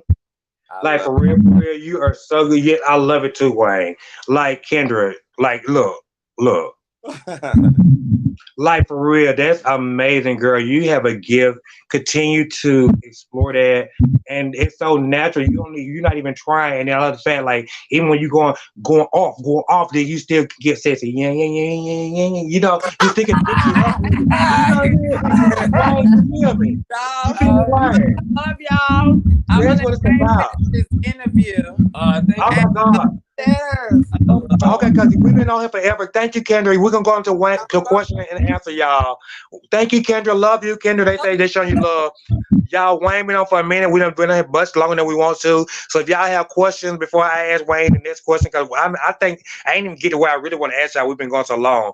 But before we get there, question and answer for Wayne the Payne. If y'all have questions, please go ahead right now because I done kept them longer than I want to. I want to go ahead and kind of shorten this down. Wayne been a great host and Kendra been just as well. Questions and answers, whatever questions you have, y'all bring them right now. So Wayne, oh my God, it's so much of that. We done went on so long. You definitely got to come back, Wayne. Because we don't talk about Troy, we talk about that. We did talk about all this shit. So let me ask you, how are you in Troy right now? I mean, in his book, I mean, he probably feel like we're okay. But in my book, until he approached me like a man and say, "Hey, we had an issue, and I want to sit down so we can resolve it." I mean, I still feel tension there. Like honestly, like you can't go around people and feel like, "Oh, I'm sorry," and just run off, and you feel like it's solved. Like there was an issue there. I felt disrespected. I felt like you just my friend, and it's a conversation, dude. You know what I'm saying? Have y'all had a chance to speak about it? I forgive you and forgive me, and we can move on. I mean, like honestly, like I have no problem. Even his closing confessionals on the end of the show, it kind of touched me. Like, and I told Kendra, I was like, it's the part where he ended, he was like, he was just happy to be a part of the number. It really touched me. Like, I don't never want to be the person walking around the city or the world or anywhere mad to nobody. Like, I don't have that in my heart. I want to be free here, so when God come home, I'm able to just go right to heaven. You know what I'm saying? But you know what I'm saying? I definitely it's something that needs to be head up. You know what I'm saying? I definitely would like for him to reach out because I did my part. I reached out and he didn't answer his phone. And you know what I'm saying? Too, we have a conversation about a man. And I ain't talking about no bitch shit, no child and girl and this thing. No. We need to have a conversation. And So until overall, you don't have no issue with him at this time. And well, it depends on where his mind at. I mean, it is an issue. Issue. Yeah. Because at the end of the day, you feel like you just do people any kind of way and then come back and I'm sorry and it's over and everybody it's not that. You know what I'm saying? I felt some type of way and I still feel some type of way. And like I said, until he approached me like a real man and we actually sit down and have a conversation about it, then I still would have you know what I'm saying, animosity towards him. Well, Troy, if you hear, if you see this, he's coming to you as a man. I'm telling you, Wayne. He's coming to you as a man. So discuss it and I do that back. Right, I approach as a man. So we're gonna get the question real quick because I gotta use the restroom, child. Oh my god, this shit running through me. No, you wanted my club time. I'm about to give that. Okay, real quick. We got a couple of questions just real quick. So this question is from Jaja Gigi Moore or something. It says, do Oliver really dance around answers like that for real when he's confronted? Yes. Oliver, I would say Oliver is very, what's the word for it? Oliver, he has to find the perfect word. He has to make sure he addresses every situation. And he has to make sure that's the type of person he is. Oliver is very brilliant. He's very smart. But at the end of the day, sometimes he uses his words in circles to make it smart proof. I agree with that. Yeah. I agree with that. Okay, so next question. You got to do this for these people, child. Wash your hands. Him and Kendra's situation, I try not to get into it. You know what I'm saying? I try to not, you know what I'm saying, get all the way into it with my feelings and everything. But I do like Oliver. He's a good person, but he got to make sure he be a leader and not the follower. That says a lot. I think he's definitely a follower in many ways. Lala Renee asks, are you dating? Am I dating? Yes, I am. You asked that question. Go ahead. Me and my boo, we go through things like everybody else, but we get stronger. Hopefully, nothing happen. And, God, y'all, it's amazing. We didn't even know he was dating, but it's so good to hear, right? For you said for like 3 years? Yeah. 3 years he been dating, yes. So Gigi again. Why did the kids think you was Kendra's prop pretty much when you're not? We say that in so many words, but go ahead.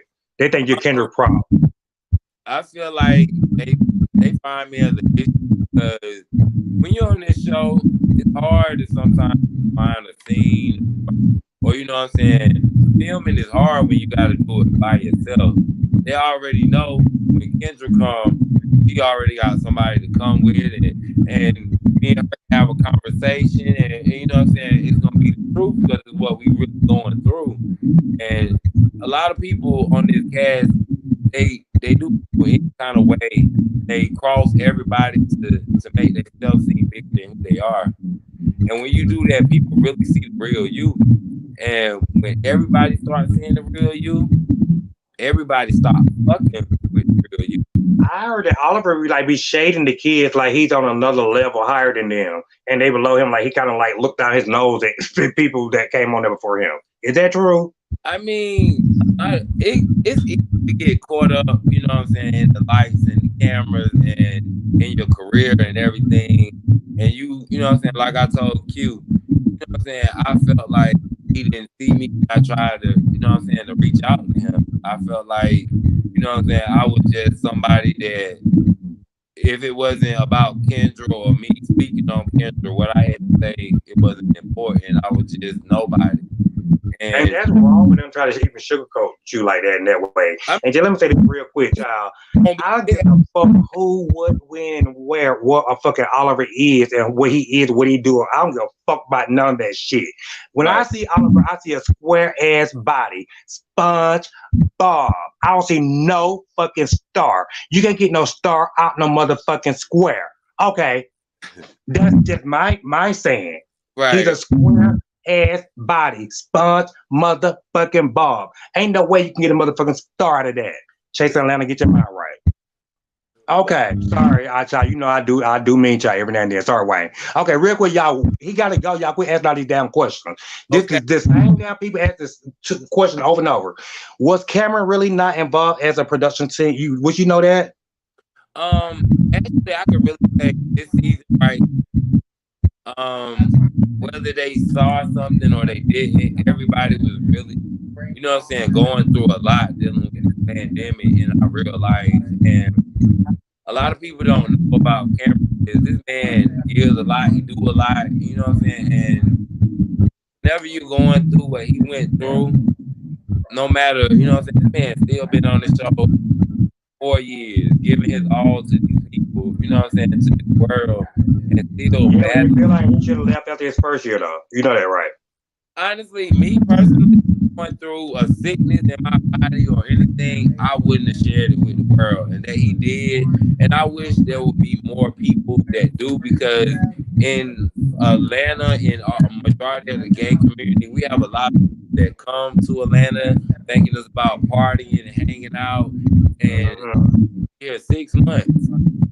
And personally, I think with Cameron's story, where they came from. So it's go ahead. I was gonna say personally with me, I think with Cameron's story, because you're on Chasing Atlanta, you came to Chasing Atlanta about you being a fashion stylist. You know what I mean? Right. But then you, it's okay to tell your story if you're going through and all that, then you overcome and all that, and it's still okay to even still tell your story where you at. But I feel like fashion stylist, I don't know. A lot of people say it was never there as far as the fashion stylist. Let's call it spade a spade. But whatever that was before your start of Chasing Atlanta, you're nowhere near that anymore. So your cancer story, and I get it, it's your real him. It's a story, but that's have taken over that. But Chasing Atlanta ain't about Health Atlanta. This is Chasing Atlanta. So you see somebody comment you been a fashion designer. If you really was that.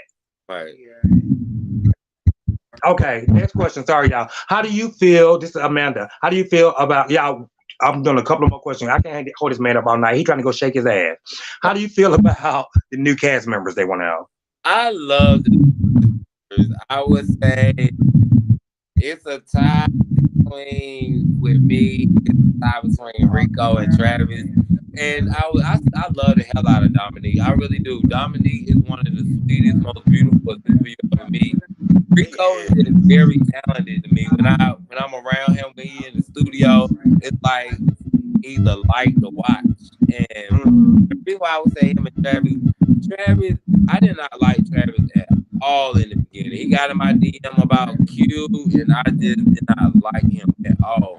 And when I got to Travis, I really wish I would have spent more time getting to know him. He actually is a very beautiful person, and to see his softer side when his grandparents passed, it really bothered me, because a lot of us here in in this gay community, we don't have people that we can actually call and say, "Hey, friend, I talk to. I need a shoulder to be on," and that's what I wanted to be.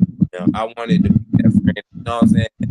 Yeah, you know what I'm saying? Call me, you know what I'm saying? Talk or whatever. But Travis, and a lot of us, he is good, and a lot of us can actually talk more to our grandparents than parents sometimes, because grandparents can be more understanding. You know what I mean? Right. So next question, real quick. It comes from Gigi. Let some other questions in, boo. You can't ask 100 questions back to back. This man got to go. So I'm gonna get you in for the last time, Gigi. So do you feel Lauren was lying about remembering to let the airdrop, get the airdrop?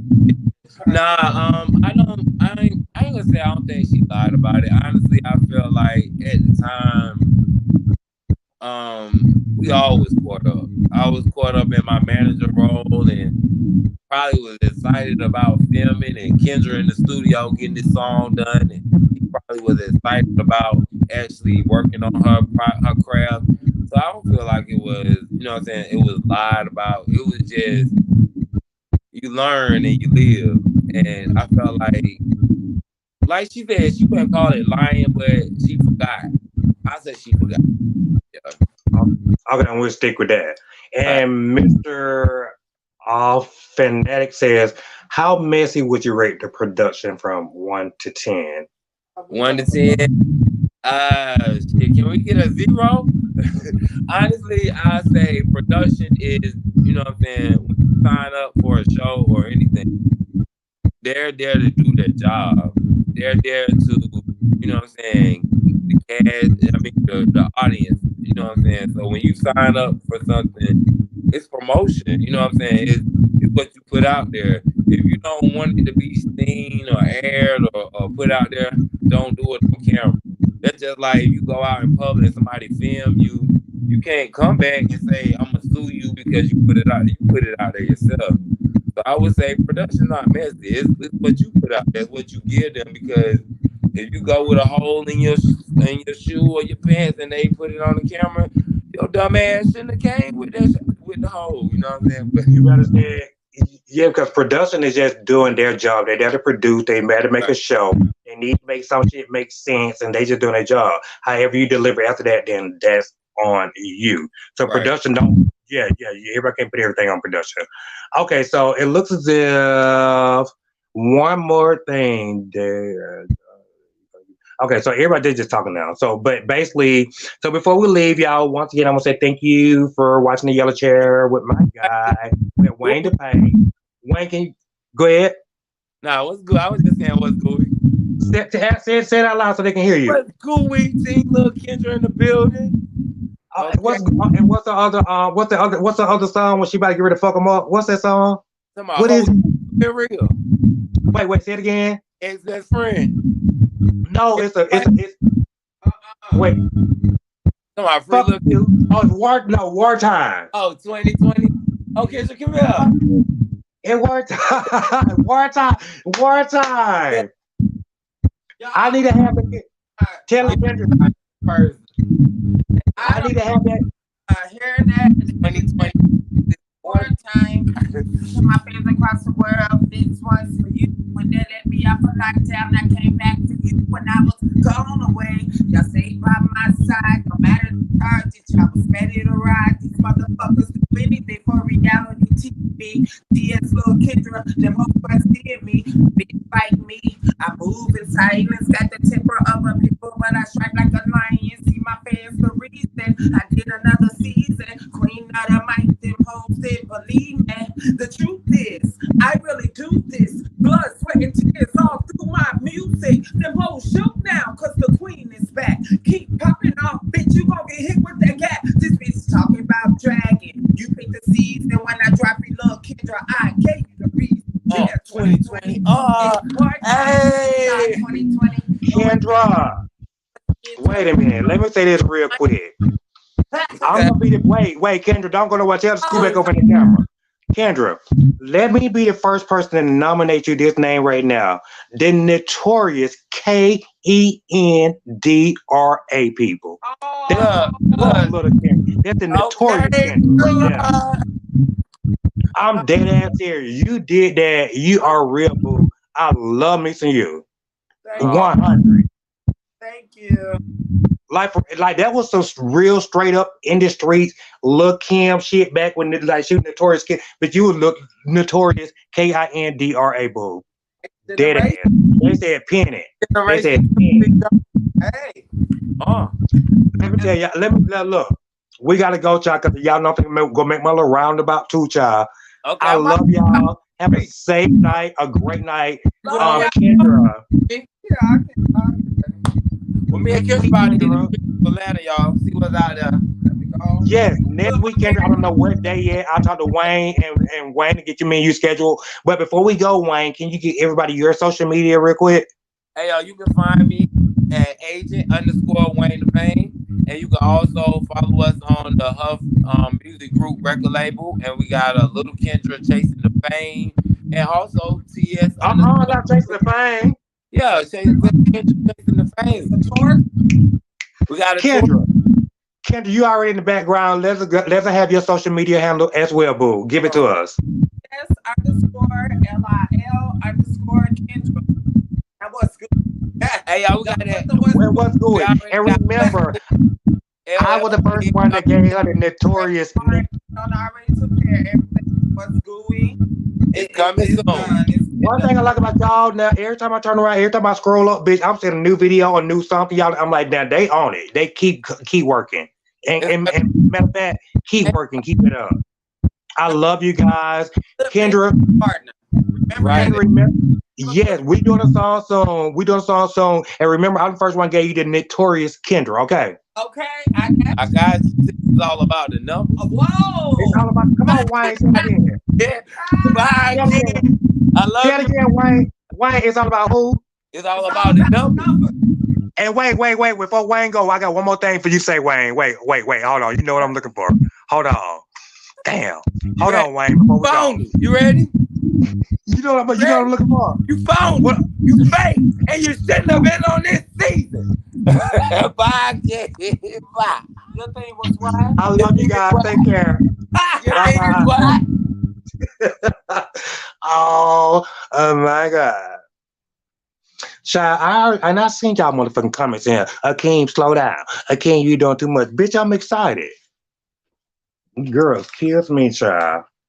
They act like they dick and they rocks ain't never got hard. They ain't never got off.